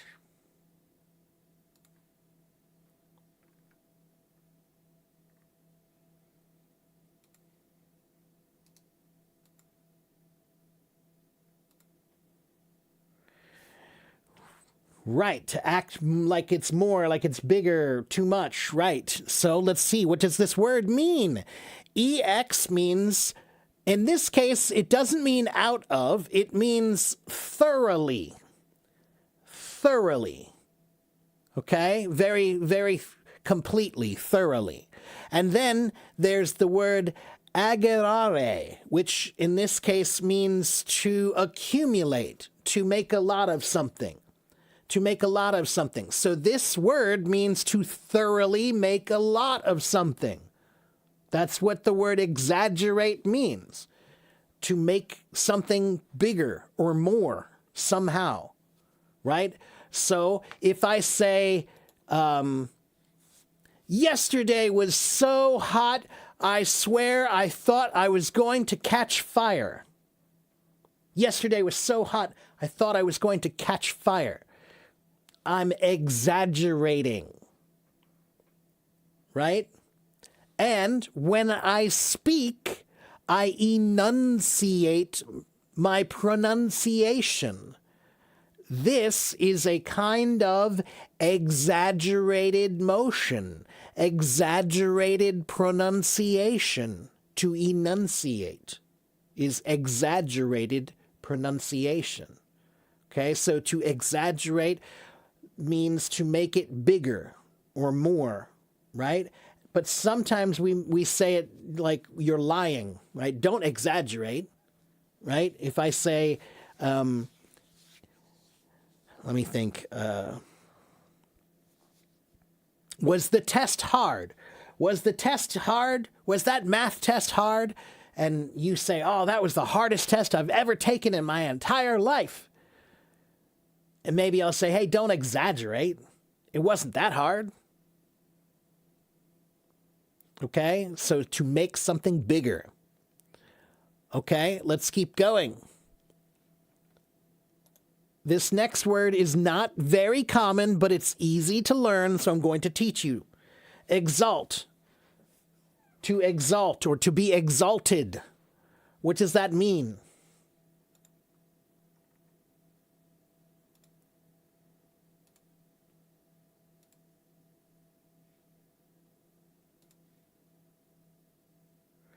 Yeah, praise. That's right. That's right. So this word is related to the word altar.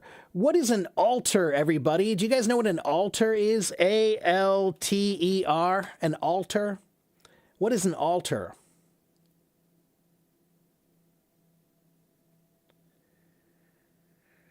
No, that's alternate. That's like difference.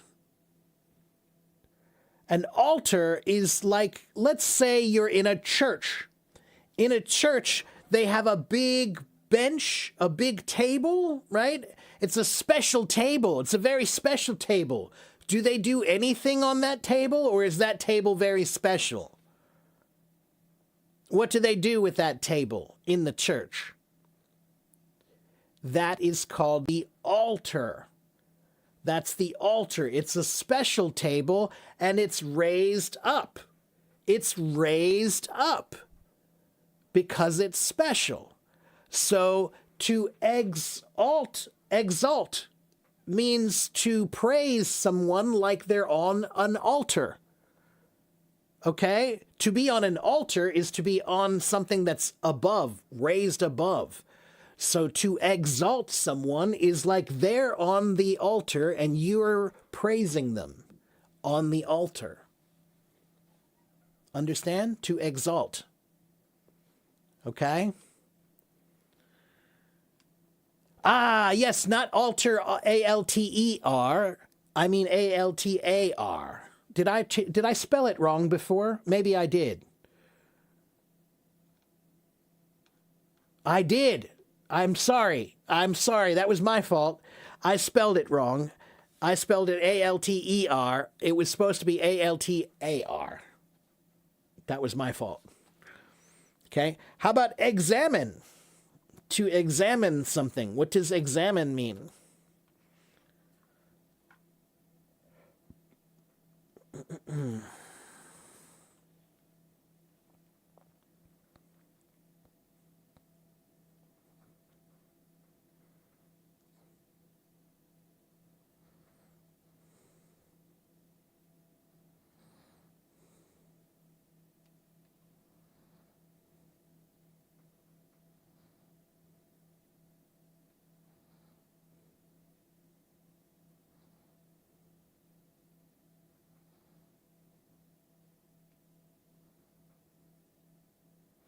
So examine, the word examine now means to look at something carefully. But the word examine is related to the word examination and the word exam, right? An exam is a test. That's right, Liz. So to examine, when you take a test, what are they doing? They are looking at you to see what you can do. They're looking at your skills and your abilities, right? So to examine someone was to test their ability, right? The meaning originally was to weigh or test something, which means if you're going to pay for something, a long time ago, you had to pay for it with a weight, right? They would weigh the gold or they would weigh whatever you're paying with. Like, let's say they didn't use coins a lot. They would use payment in many other things. It could be payment in salt. It could be payment in something else that you want. Gold, right? So they have to weigh it to make sure that it's correct. So when you weigh something, that is a test, right? It's an investigation. You're looking at it. You're examining it to see if it's correct. All right? So that's where the word examine and exam and examination all come from. It means to look at something carefully, right? An examination is a test that looks at your abilities carefully, right? How about example? What's an example, everybody? Example.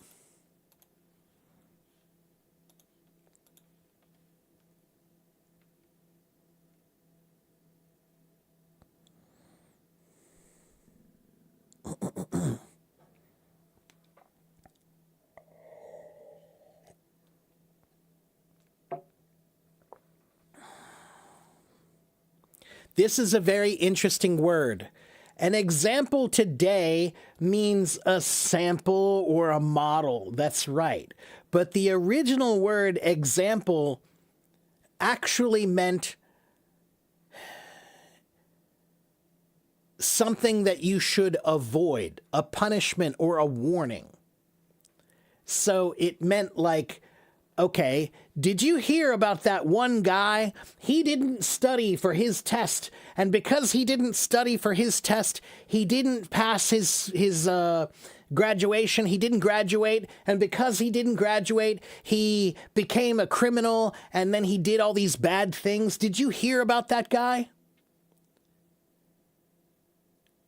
That's what the word example means. It means a story about somebody who did something the wrong way, and you should avoid that. Yeah, it's like a warning. Yeah, it's like a warning. It's like to tell you, hey, don't do it this way. So the word example today just means a model or a version of that thing, right? Here's an example of this thing. But the word example, originally we used to say to make an example of someone.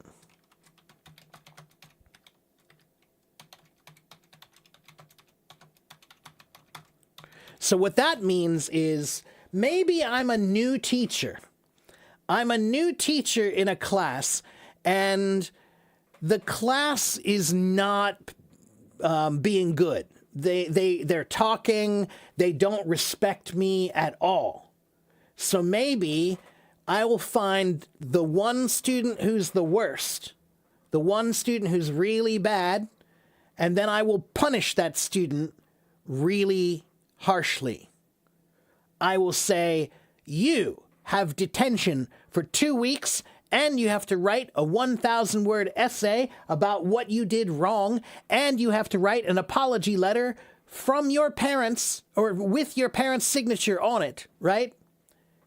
So I'm punishing him really strongly. Why?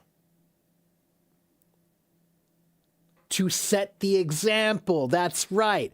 He's a bad example. Right. I'm trying to say, don't do what he did. All right.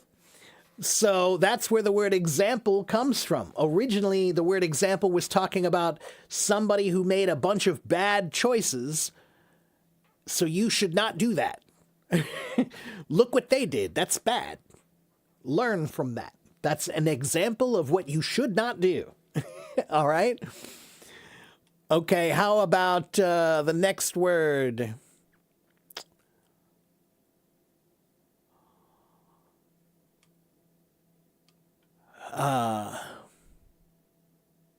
We'll do this one. This is a little bit difficult, but it's a good word. I like it. I think it's probably C1, this word. Exasperate. To exasperate or to be exasperated. This word means that you're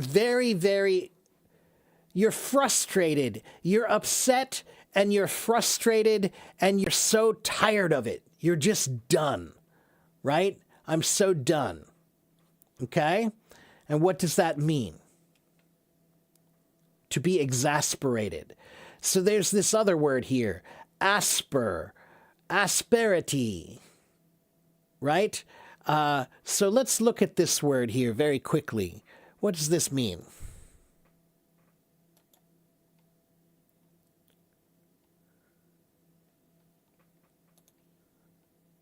Exasperated. So let me see. Hold on. One moment. Let me check something.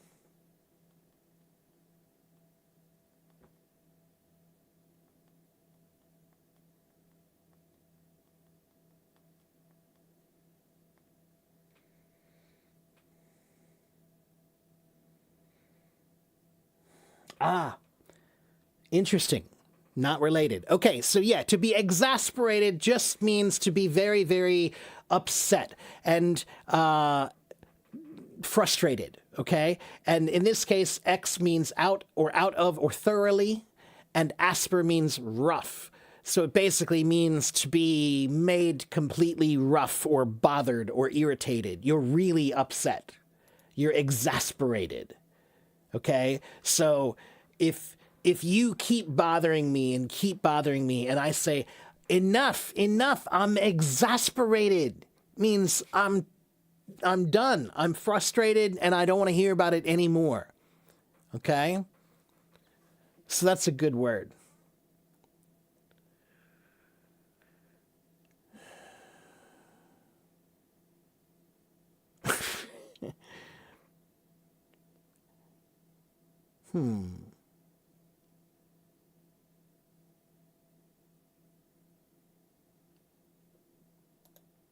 Let me check something here. One moment.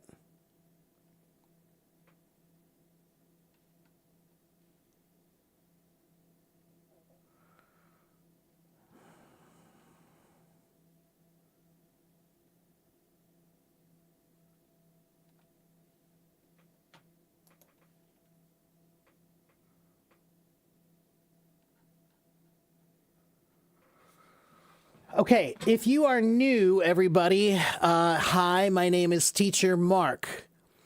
And if you don't know who I am, you can get my PDF file, which I'm going to put right here. One moment here. Everything you need to know about me is right here. Okay? If you get that file, copy that link and paste it into your browser and open it. And everything you need to know about me is there. Okay? So if you want to know who am I and what do I do, my background is in there, right? It'll tell you that I'm a teacher. If you want to know my schedule is in that file, right? If you want to know my website and my YouTube channel and my blog, those are in that file. And I also have 4 free articles in that file that are really, really good articles to help you with your English. Okay, important articles, okay? So get the file, okay? About 90,000 people follow me here. About 90,000 people follow me here, okay? Exasperate, exasperate, exasperate. I'm exasperated. Okay? So if you are new, please just get the file and read my file, and then you'll know what we're doing here. Okay? Okay, let's keep going. Let's keep going. Oh, here's a good one. Excavate. This is an easy one. Excavate. What does excavate mean? Do you guys know this word? Have you ever seen this word before? To excavate? Anyone?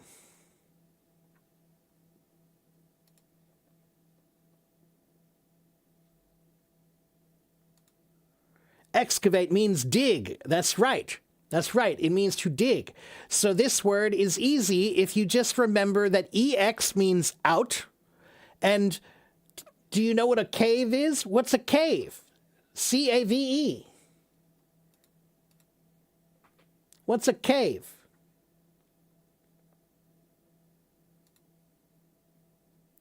You guys know what a cave is, right?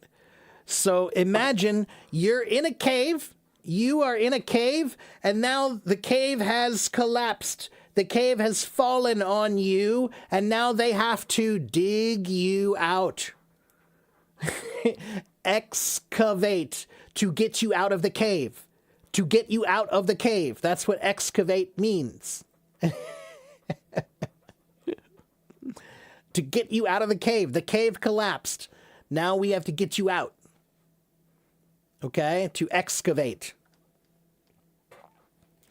And yes, they excavate for mining, right? Maybe you want to find some diamonds or some gold. You have to excavate.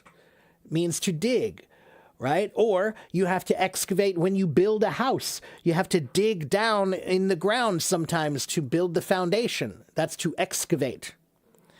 Evacuate is a different word. We already did that one. Evacuation means to make it empty. To make it empty, like a vacuum. The word evacuation is related to the word vacuum. Okay? But yes, excavate means to get out of the cave. Yeah, like they have to dig you out of the cave. Okay?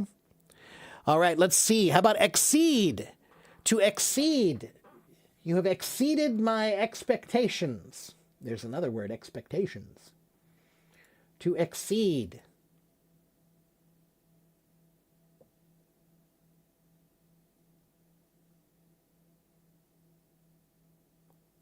To exceed means to go beyond. That's right.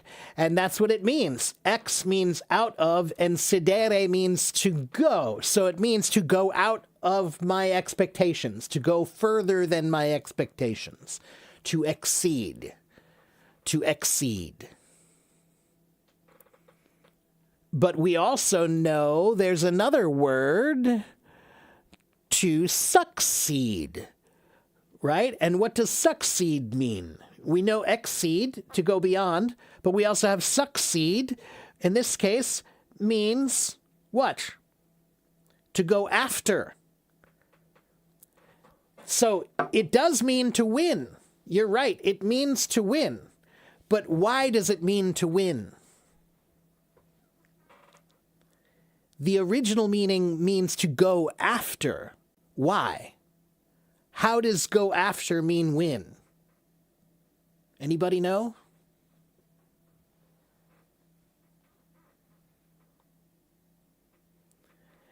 If the king dies, who goes after?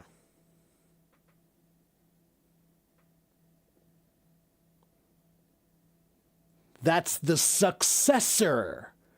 The successor. They succeed the king. So the word succeed means to be successful, to win, you did it, right? You achieved your goal. But the original meaning of succeed means you were the king's son. You're the king's son. So after the king dies, you win. You succeed him. You take after him. To come after. To follow after is to succeed. Yeah, mind blown, right? See? Etymology can be fun. Etymology can be a fun way to look at life and look at words, right? Succeed, right? And we also have, what other words are here? Succession, succeed, success. How about this word? Recede. To recede. The waters have receded. The waters have receded means to go back or to depart or to go away, right? To move back, right? So re, in this case, means back, and sedere means to go. So the waters have gone back, to recede, okay? And how about proceed? Proceed. What does proceed mean?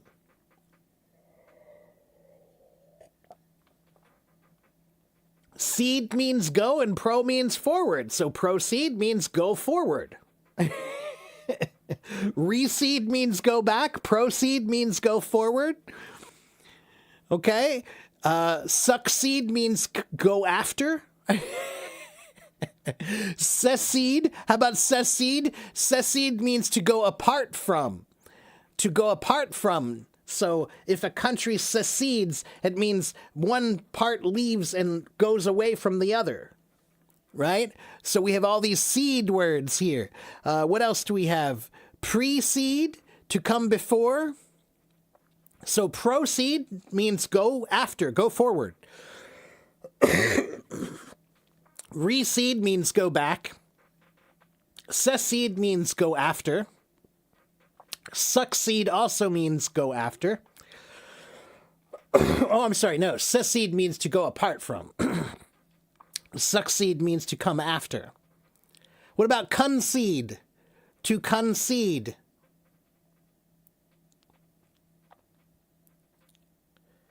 To concede means to say, I will give you this. I will give you. I'll give it up. To give it up. To give away, right? So I concede. In this case, it means to, let's see, it's intensive. So it means to, to make it go away more, to give it away, to concede. Exceed, concede, recede, secede, proceed, succeed. Do you see a pattern here? Anybody? Is there a pattern? Can you see the pattern? What about ancestor? What is an ancestor? What's an ancestor, everybody?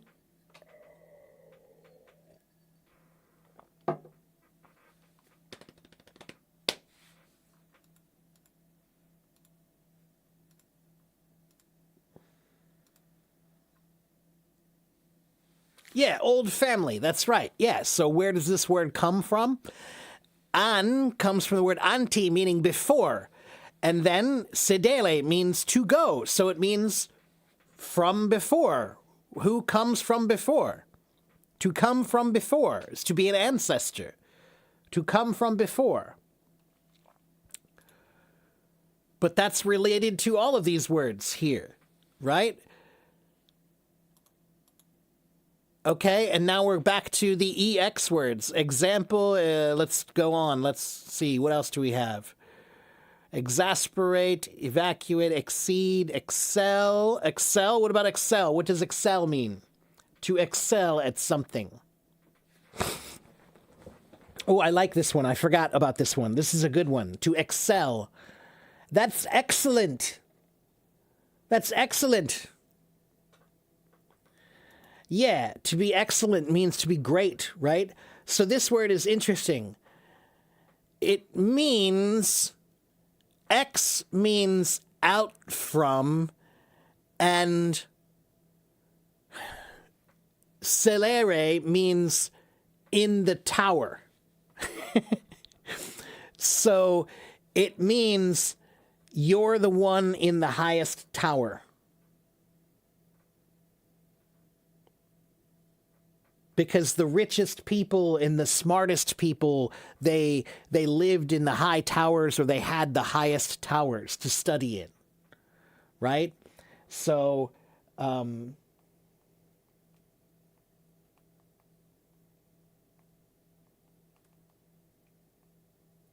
moment. There's a page I'm looking for. I can't remember.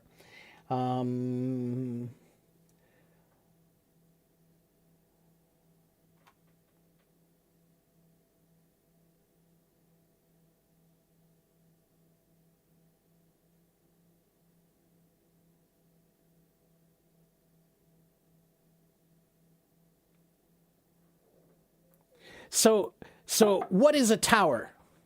What's a tower, everybody?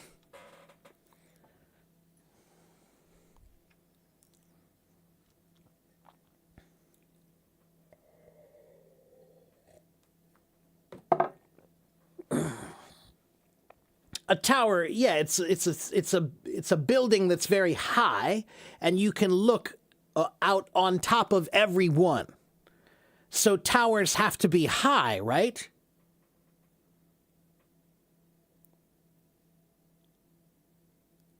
So the word excel means up in the high tower.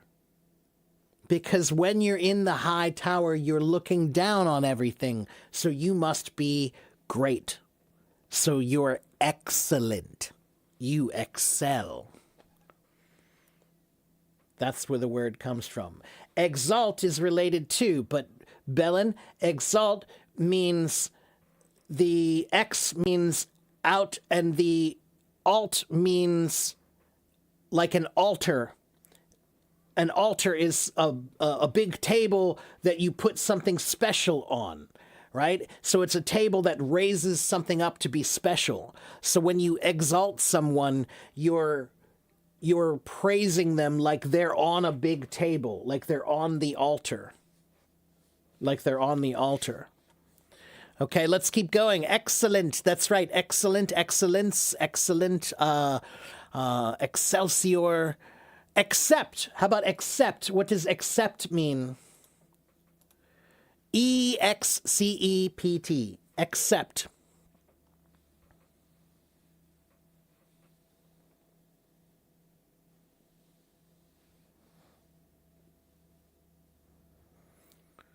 Apart from. So this word, the X means out, and the C-E-P-T comes from the word capere, which means to take. So when you accept something, you're taking it out, right? So you have a group of things and you say, everyone except this one. You're taking it out, right? So that's what it means, to take out, to accept. Okay?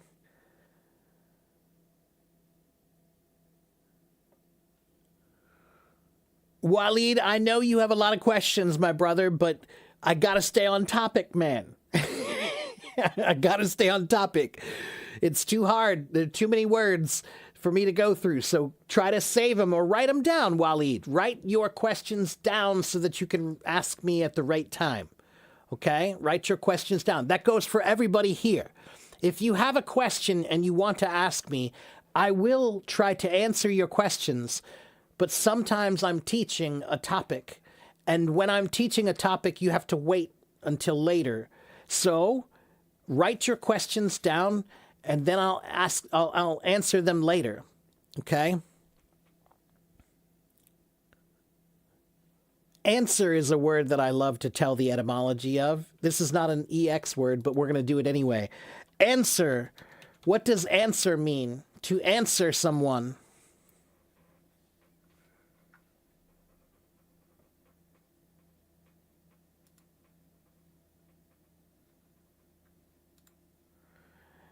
It means to reply. That's right. So the word answer is really interesting, though. When I was a kid, I hated this word because the pronunciation is so weird, right? Look at that word, A-N-S-W-E-R. It looks like it should be answer, right? And the word swir, does swir, is that similar to another word? Is there another word that sounds almost like swir? Swear. That's right. And what does swear mean? To swear. I swear.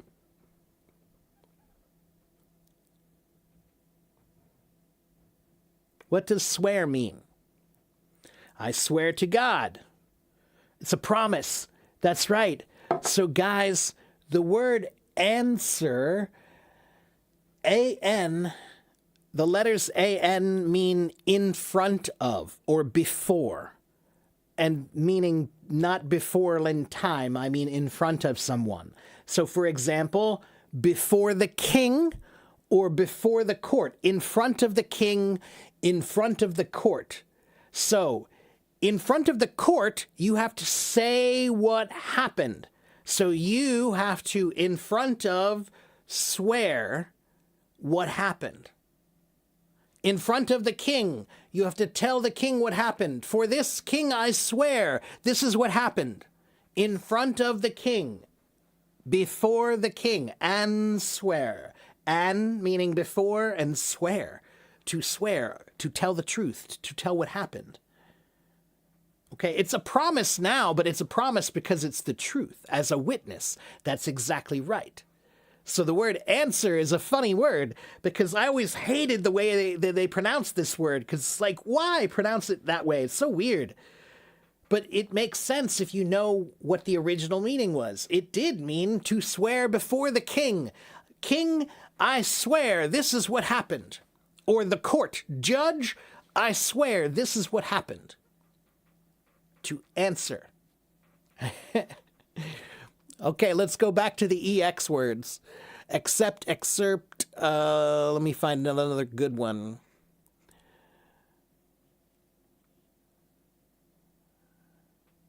Excess, we did. Oh, there's a good one. Exchange. Exchange. To exchange. So this is an interesting one. Yeah, it means to trade, right?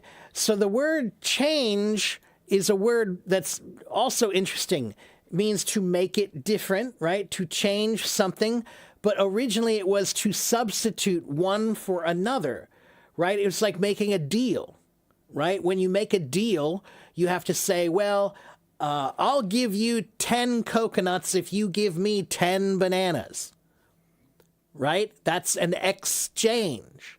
But maybe you have to argue. You have to say, no. If you want 10 coconuts, then you have to give me 12 bananas. Change. You have to change it. So the word change was originally talking about making a deal. To exchange things, right? Because a long time ago, we didn't really use money. We used things. We would trade things, right? I have 10 of these, you have 5 of those. Let's trade, right? Let's exchange. To change out, okay? And the word change meant to barter or to come to an agreement. Okay, language exchange. That's right. Currency, also the word currency. So, one moment, there is a reason why. So change became for coins. Now we say, did you get your change? And that means you bought something and they gave you some money back, right? That's your change. But again, that word is talking about, originally it was a barter, right? You paid this much money, so I have to give you this much back. That's your change. Okay? All right, let's keep going. Anything else? How about excite? To be excited. To be excited.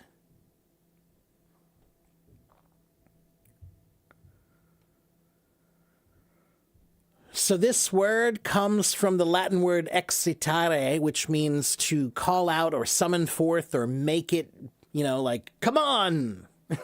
Like, that's what it means. So originally it means out, EX, and siere, meaning to call. Like, hey, come on. Come on. So to excite was to say, hey, come on, guys, let's go. Come on, we can do this. We can do this. I'm going to excite you, and now you are excited. Okay, so the word excite was originally a verb first and an adjective second. To excite meant to make someone feel energy, right? In Chinese, they'll say, 加油, 加油, right? Come on, let's go. Hustle, hustle, hustle, let's go. Go, team, go. That's to excite. Now you are excited. Okay?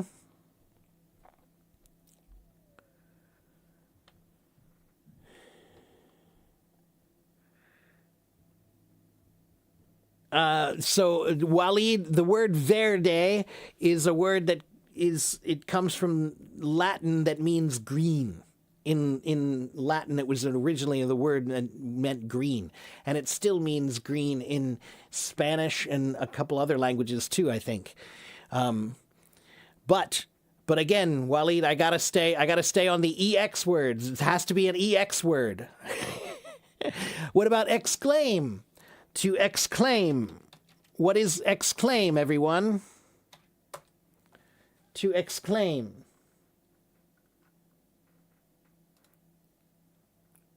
An exclamation. Exclamation point. This thing.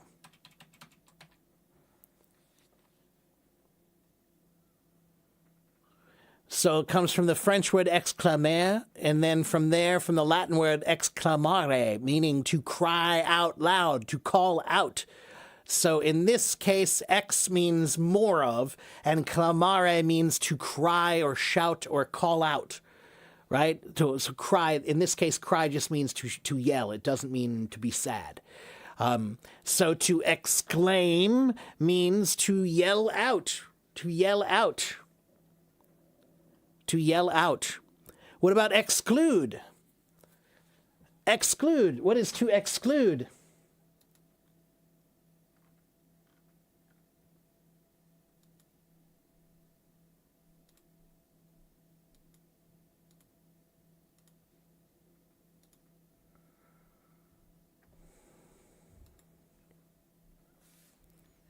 To keep out, right. So look, what does this word mean?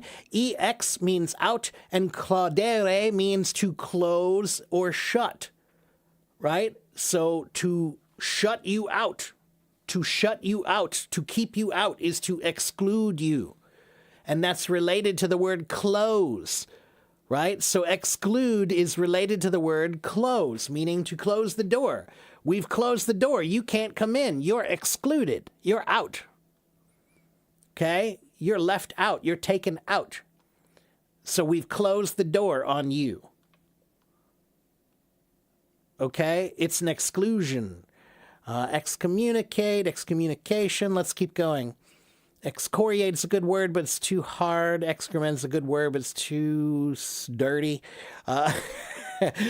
Excrete, that's a good word. It just means to... It's not that common, though. Something that excrete means something that's coming out of something. An excretion means maybe you see something is leaking from your wall. It's excreting from the wall. It's something that's coming out of.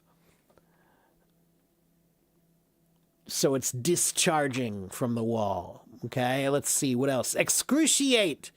Excruciating. Oh, this is a good one. I like this one. Excruciate. What does excruciate mean? It's excruciating. Yes, this is a difficult word, but it's a good word, and it is very commonly used. This is excruciating. It's a very good word. Anyone? What does excruciating mean?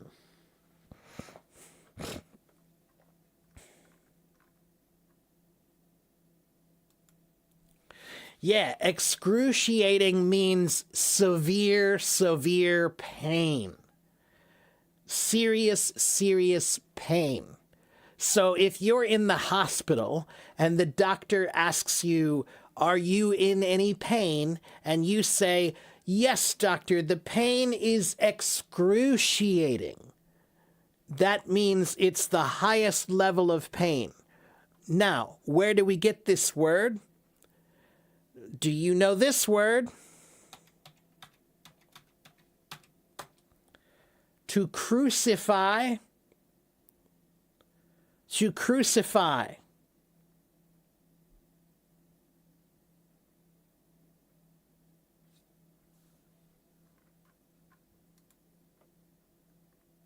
Yeah, to crucify. Like, how did Jesus die, right? They put him on the cross, and they put his arms, and they nailed his arms to the cross.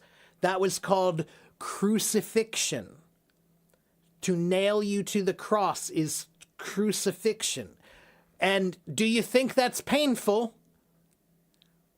Do you think that's painful? When they nail you onto a cross? Is that painful? Yeah.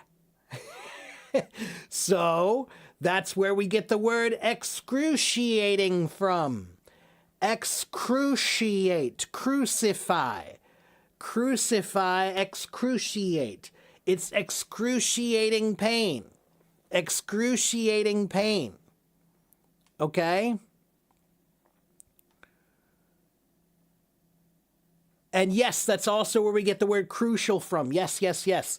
That's where we get the word crucial from. If something is crucial, the word crucial comes from the word crux.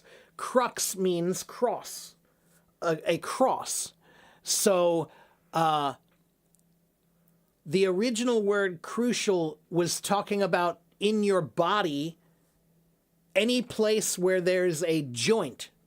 The joints, like your elbow, right? And your wrist and your fingers. All of those are joints. They are crucial.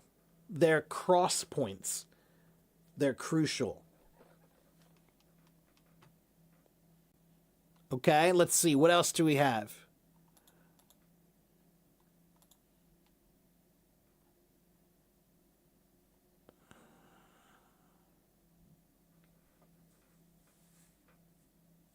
How about excuse? To excuse. To excuse.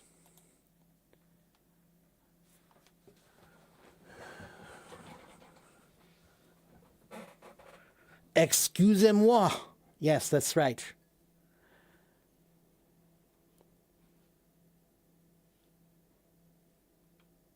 So, to excuse means to attempt to clear someone from blame or to find an excuse for, right? So this word is, it says here, it says out or away from cause or legal action. So the word cause, what does cause mean? What does cause mean? A cause is a reason. So when you find an excuse for someone, when you excuse them, you find a reason to take them out of that cause. Nope, it wasn't them. They didn't cause it. So take the cause away from them. You excuse them. Excuse. Cuse is cause. Okay? So the word excuse means to, if someone says, because they did it, because of them, they were the cause, and you say, no, they were not the cause, then the cause was taken out. So it was excused. That's right. No reason. That's right. The reason has been taken out. The reason has been taken away. That's an excuse. Okay?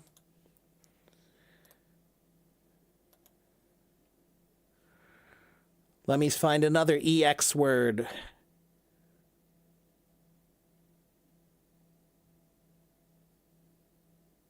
How about, here's a word, execute. Execute.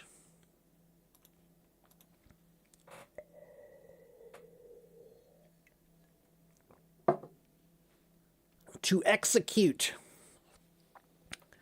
So, Susu, the word execute has many, many meanings, but the original word execute didn't necessarily mean to kill someone, it meant to, well, it did mean to kill somebody. It was about inflicting capital punishment.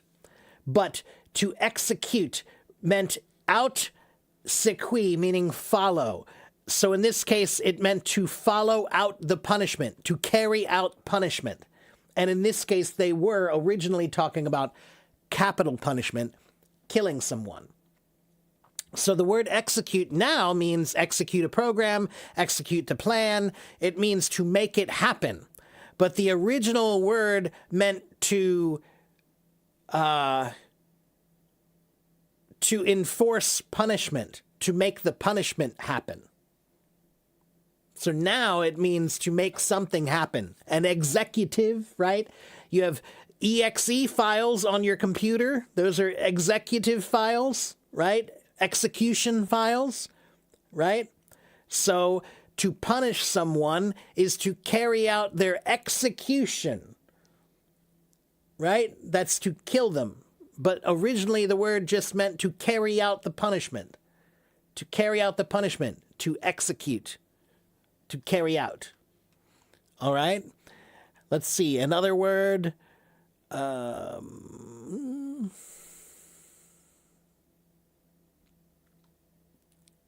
Exercise. What is exercise?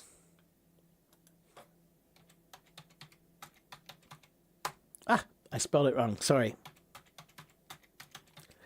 Exercise. Why is my keyboard weird today? Exercise.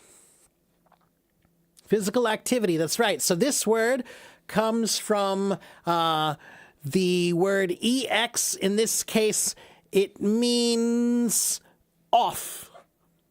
Off. And then the word arcere, which meant to keep you away. So the original meaning of exercise meant to keep you busy, keep you at work, keep you training. That's it. The word exercise was talking about physical activity for fitness, but originally it was about just carrying out actions, to go out and do something, to keep you busy. And in Roman times, busy meant training or working in the fields. But in this case, they would usually talk about work differently. So exercise was some sort of training that was outside, that you went out and you did it. So ex meaning out, and arcere meaning away from where you are, away from where you sit, away from where you rest. Let's put it that way. Okay, so you go outside to train. Yeah, outside training, exercise. Outside training. Okay, how about the word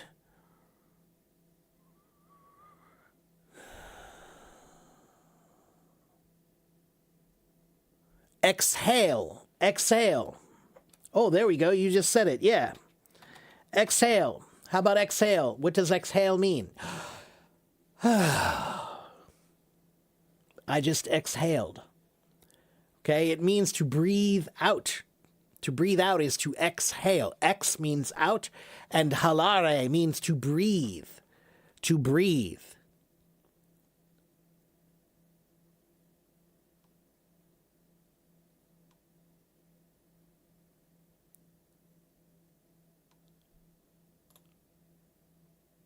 How about this word? Exhibit. Exhibit. To exhibit something. What does exhibit mean? Exhibition. To show. So this word, the original word, it means out, and then it comes from the word habere, which habere in Latin means to hold or to have. So in this case, it was talking about maybe you are showing what you have to sell, right? So a long time ago, most of the people who, the merchants, if you were a salesperson, you have something to sell. You don't have a big shop. You don't have a big store. Maybe you have some kind of like a big box or a table, and you take your big box and table and you put it out on the ground like this, and you open it up so everyone can see. That is to exhibit, to hold out. Look what I have. This is what I have. Okay, that's what it means. To exhibit means to show what you have. To show what you have. Ex habere. To show out what you have. And we just talked about exhale, right? Exhale. We said exhale means to breathe out, right? What about this word? Exhilarate. To be exhilarated. That movie was exhilarating.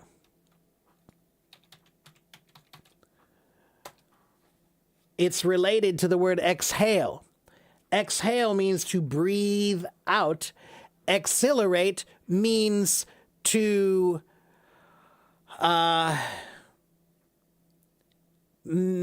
well, it means to make out, to make yourself cheerful out, to make yourself happy out. It comes from the word hilarare.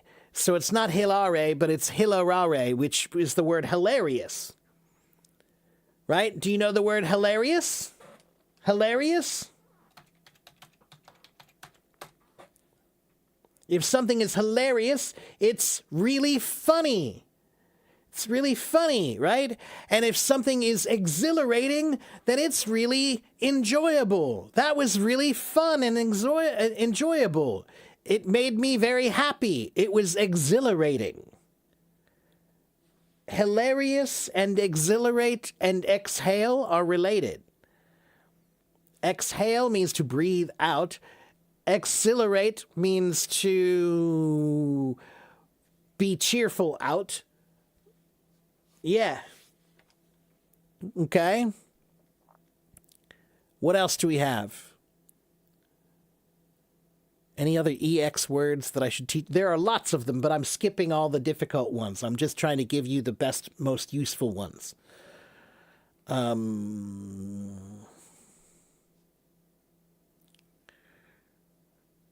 What is an expatriate?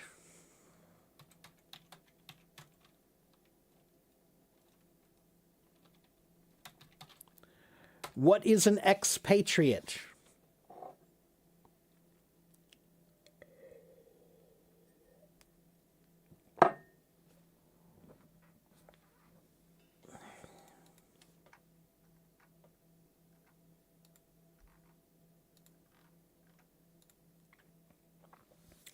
An expatriate means someone who is living in another country from another country. So this is a very interesting word. Very recently, we've been talking about this word a lot because it's a strange word. For example, if I move to China, am I an immigrant or am I an expatriate? If I move to China, am I an immigrant or am I an expatriate?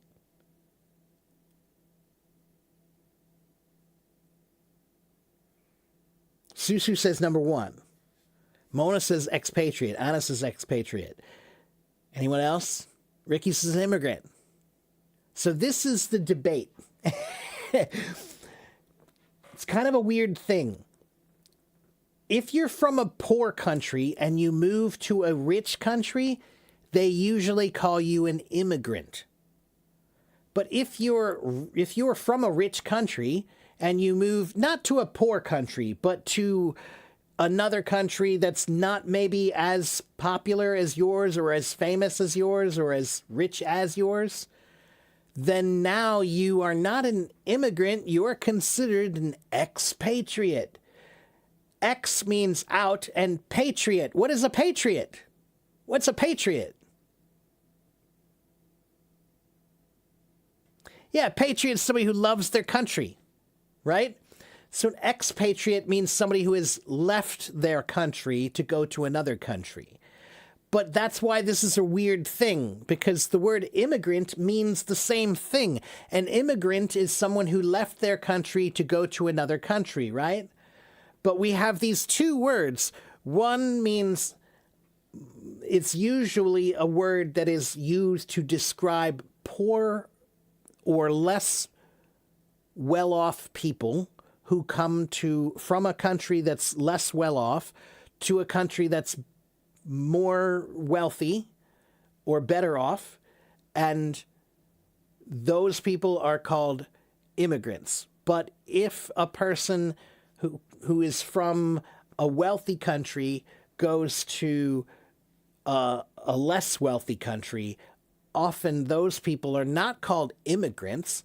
Those people are called expatriates, and they're treated very, very differently. They're treated very, very differently, right? Think about it. Think about what's the difference between the way people treat immigrants and the way people treat expatriates. Think about that. It's a good thing to think about. Okay?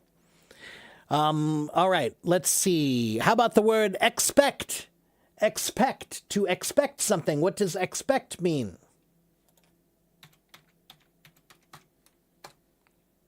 Expectations, that's right. So this is an interesting word. Expect means thoroughly to look. Thoroughly to look. So it means, are they coming yet? Do you see them yet? I'm looking. Do you see them? Are they coming yet? Right? A long time ago, maybe your father was traveling and now he's coming home, but he's coming home from far away. So you're waiting outside and you're looking for your father. Where is father? Where is my father? Is he here yet? I'm looking. I'm expecting him. So this is also where we get the word spectacles. And a spectacle.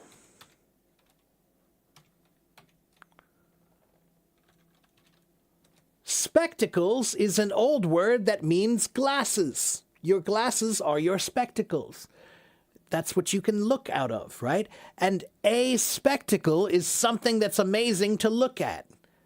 What a spectacle. And a spectator is someone who looks. They watch something. They're a spectator.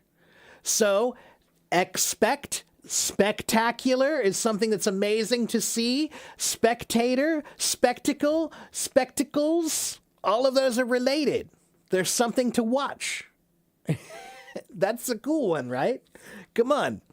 When you expect something, it's like you're waiting for your dad to get home from a long business trip. Is he coming yet? Is he coming? I don't see him yet. I'm looking. You're looking far away. You're expecting him. Okay? And yeah, a spectator is someone who watches something. Spectacular is something that was amazing to watch. A spectacle is something also interesting or amazing to watch. And spectacles is an old word that means glasses. Okay? Let's see. How about this one? Expedite. That's a good word. To expedite something.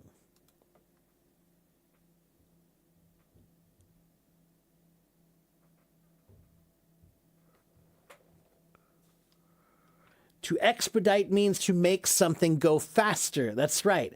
So in this case, the word expedite comes from the word ex, meaning out, and the word pedis meaning something about the feet. Something about the feet. So it means to make your feet go faster. Make it go faster. Make the feet move faster. That's what to expedite means, right? And for example, what do you call a foot doctor? If you need to see a doctor for your foot, do you know what kind of doctor that is?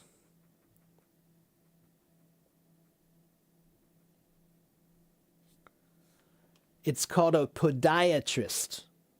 Podiatrist. A podiatrist is a foot doctor, and it has those letters P-O-D, which is related to the word P-E-D, meaning feet. That's the Latin word for feet or foot. So to expedite means to make something go faster with your feet. Come on, go, go, go.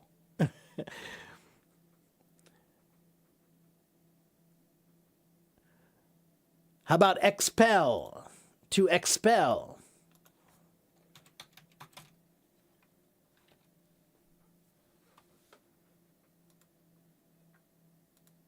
What does expel mean?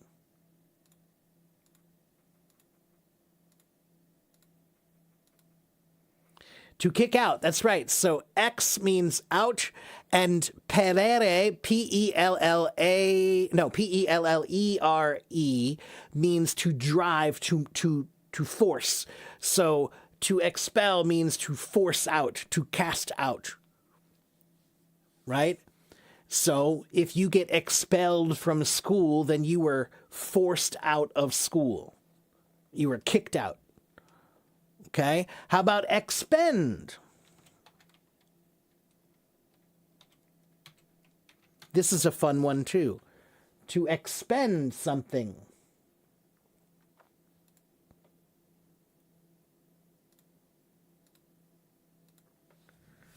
To expend energy. Yeah. But this word, the meaning is right there. The meaning is right there. To expend. X means out. In this case, pend comes from the word spend. What does spend mean?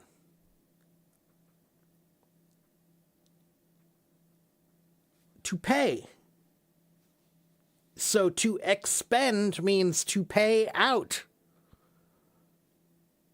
When you expend your energy, you pay out your energy. Yeah, to expend. Spend. Spend out.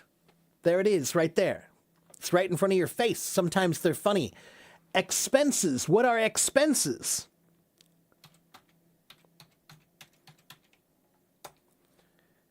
Expenses are things that cost you money, right?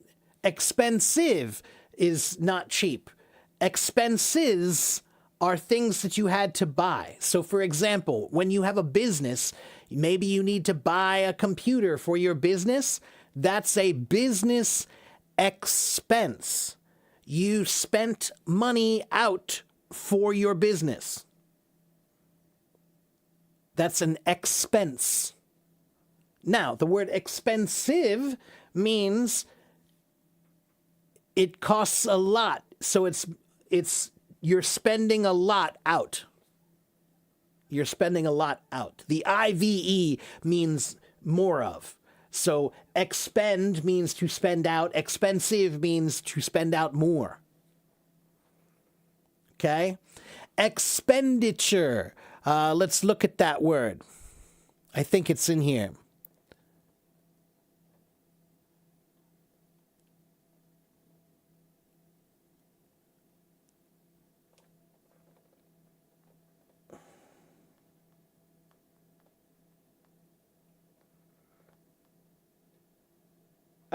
And what's the difference? Oh, there is no difference. Expenditures are expenses. They're the same thing. An expenditure is the act of spending money or to buy something that you need for your business. Okay, that's an expenditure. It's just another way to say expenses. Okay, what else do we have? Experience. What is experience?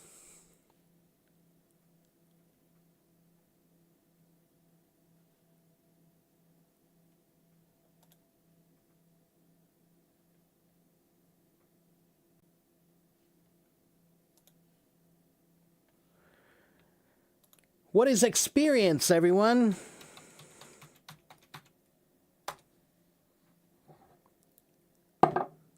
And Vadim, yes, I'm almost finished. I just want to do a few more EX words. Experience means something that you've done. Something that you've done is an experience, right? So this word comes from the word ex means out of, and peritus meaning tested. Tested. So the word experience is very similar to the word experiment.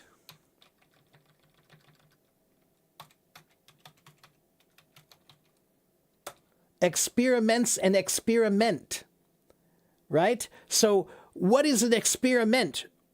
What do you do with an experiment? When you do an experiment, you learn something, right? And when you learn something, you have an experience, and that teaches you something. So now you have experience. So the word experience means that you have experimented and learned. You experimented and learned. Now you have experience. Okay, to experience something is to test it, to see, right? Did you experience this? Did you experience that? So now the word experience sometimes means to feel something, but originally it meant because you were tested. Okay, you experienced it. What else do we have? It was like an experiment. Like an experiment. Expert. What is an expert? An expert is someone who has been tested a lot. They have a lot of experience. They are an expert. They have a lot of experience. They have done a lot of experiments, right? The expert has done the most number of experiments, so they have the most experience, right? Oh, here's a good one. Expire. What does expire mean?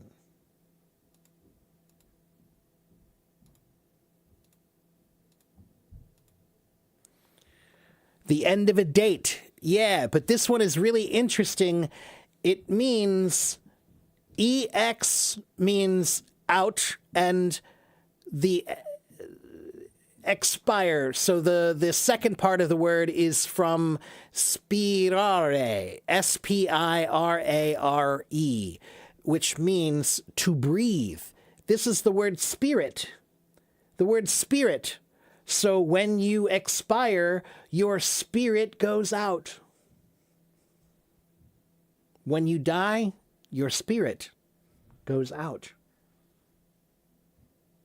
Ex-spirit. Ex-spirit. Expire. To expire. Okay? What about explain? Explain.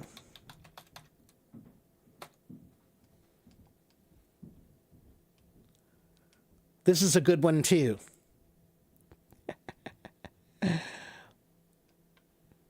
To make it clear is to explain. Right. So this word means, X means out, and the word plane comes from the word planus, which means flat. Plane. It's flat. Now, is a flat thing hard to understand? If I see a bunch of flat land, is that difficult for me to look at? No, it's easy. It's flat land. It's plain. It's plain. So explain in this case means to make it plain, to make it clear and obvious, like flat land. It's easy to see, just like flat land, like a plain. What do we call flat land? We call that plain, the plains. And what do you fly in? That's called an airplane. Why is it a plane? Because the wing is flat.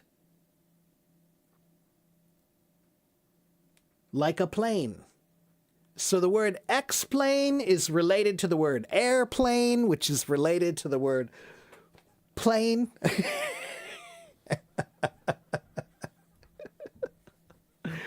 All right, so when you explain something, you make it like it's like a plane. It's flat. It's easy to see. It's easy to see. It's flat and clear. Okay, that's your explanation. All right, I'm going to do one more. Let me find one more good one. I have no idea how many we've done today. We've done a lot.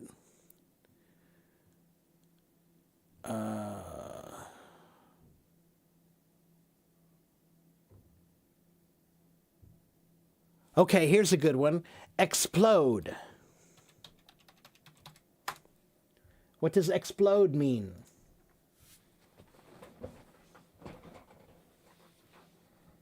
To explode. Yeah, an explosion means, right? That's an explosion, right? So this word comes from the word ex, meaning out, and then it comes from the word, the plode part comes from the letters plaudere, plaudere, P-L-A-U-D-E-R-E. That's a Latin word that means to clap. You're clapping. So an explosion is like when you have a great performance, what do people do? They loudly clap, and that loud sound makes people leave the stage because it's so loud. So it's really funny, the word explode. Today, when we think of the word explode, we think of a volcano or we think of a bomb or something like that. But the word explode actually is talking about people clapping. And that's why the word, we also have this word, applause or applaud.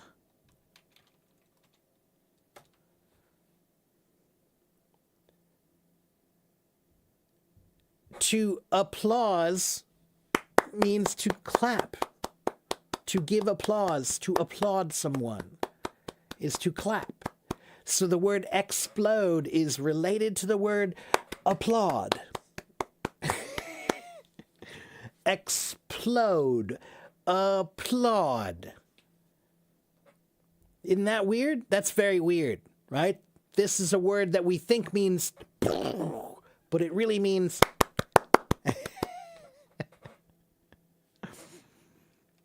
okay?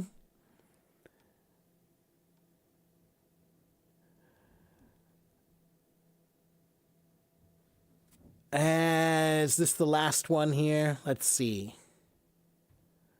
Set up a loud cry. To weep, to cry.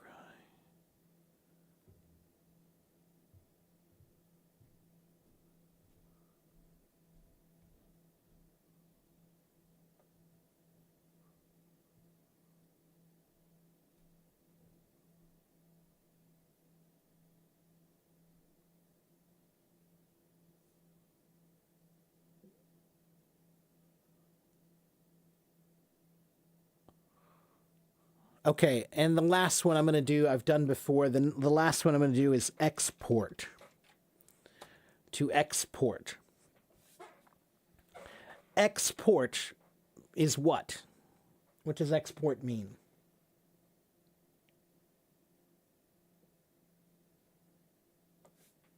The opposite of import. That's right.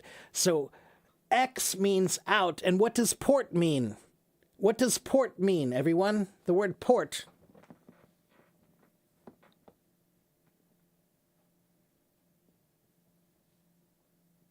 In this case, the word port means to carry. To carry. So exports are things that you carry out from your country, out of your country. Imports, im means into. So imports are things that you carry into your country. And why do we buy imports? Why do we buy imports?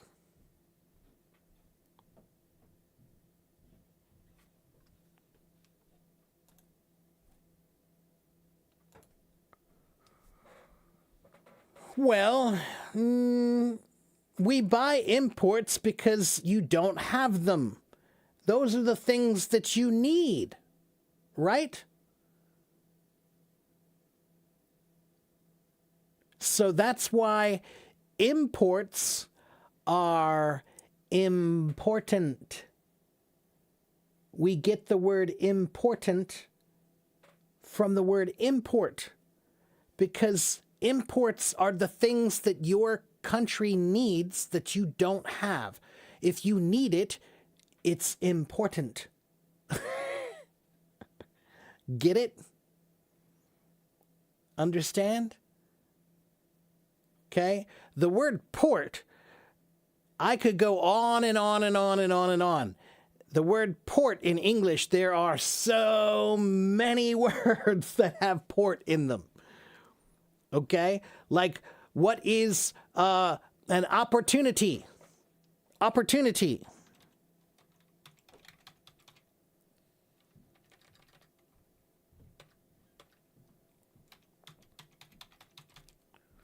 An opportunity is a chance, right?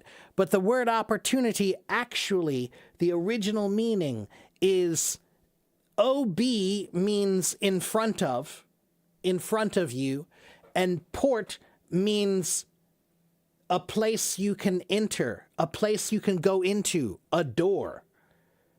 So I want you to think about it. If you were a captain on a boat, if you're a captain on a boat, you have a big, big ship, and your ship just came to a new country. Can your ship go anywhere? Can your ship just land anywhere? No, it has to go where? The ship has to go to a port. So the word opportunity means in front of you, there's a port. Oh, look, we can go in there. There's one right there. There's the port. I see it. It's an opportunity to go in. So the word opportunity now just means a chance.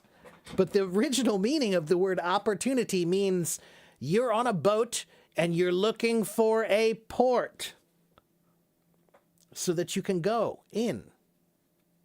You have to find the port. That's the opportunity. I told you I could go on and on and on and on and on.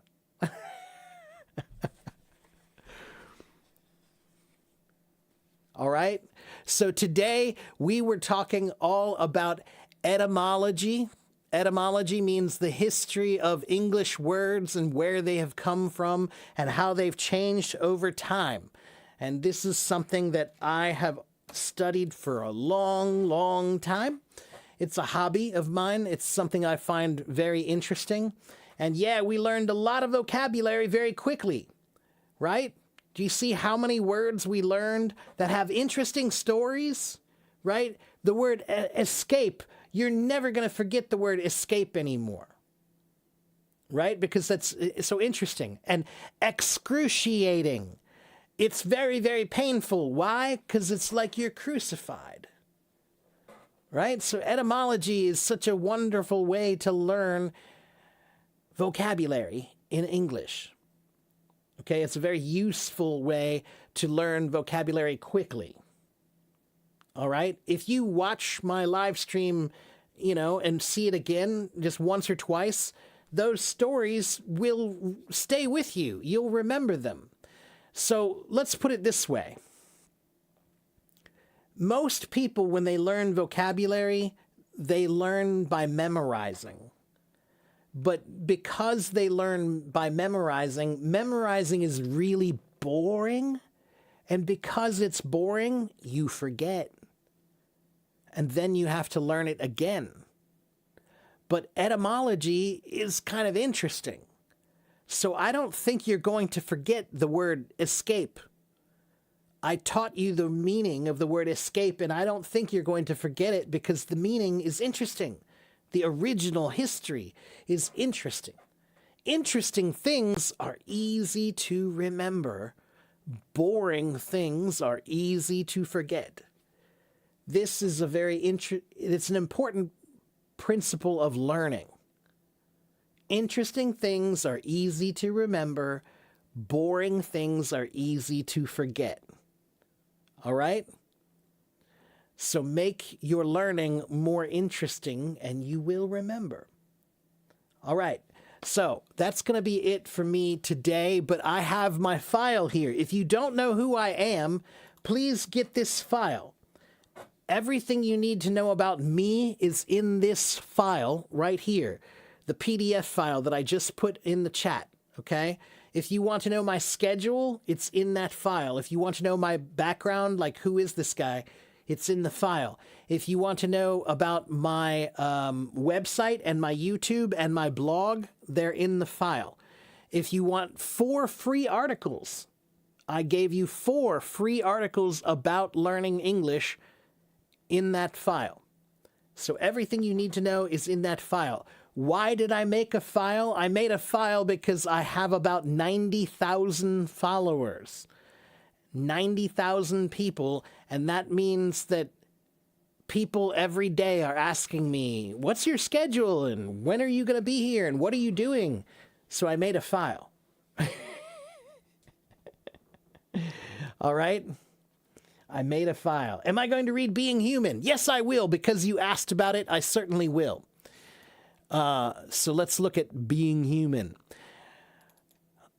This is a poem that I have written. It's a mantra. We'll call it a mantra. A mantra means words that you say to help you become a better person. Okay? Words that you say to help you become a better person. And these are the words that I want all of my students to follow. Okay? If you want to follow them, great. Follow them. If you like them, then follow them. Okay, so here you go. Let's take a look. Whoops, there we go. It's called On Being Human. On Being Human, a mantra for learning. I am a student first. I am always learning. Oh no, it's black. Ah, so they didn't fix the problem completely. Let's try again. How about now?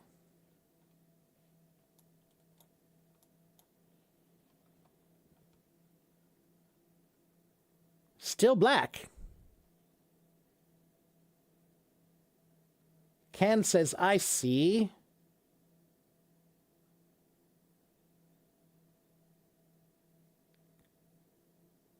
Sharon can see it. Okay. So if you cannot see it, maybe try to leave the room and come right back. Maybe see if that helps. I'm not sure if it will, but I'll talk to HelloTalk and I'll tell them again that there's still some kind of a problem. Okay, so let's try again. I think I'm going to try. I'll stop and I'll do it one more time. Let me just see if this helps one more time.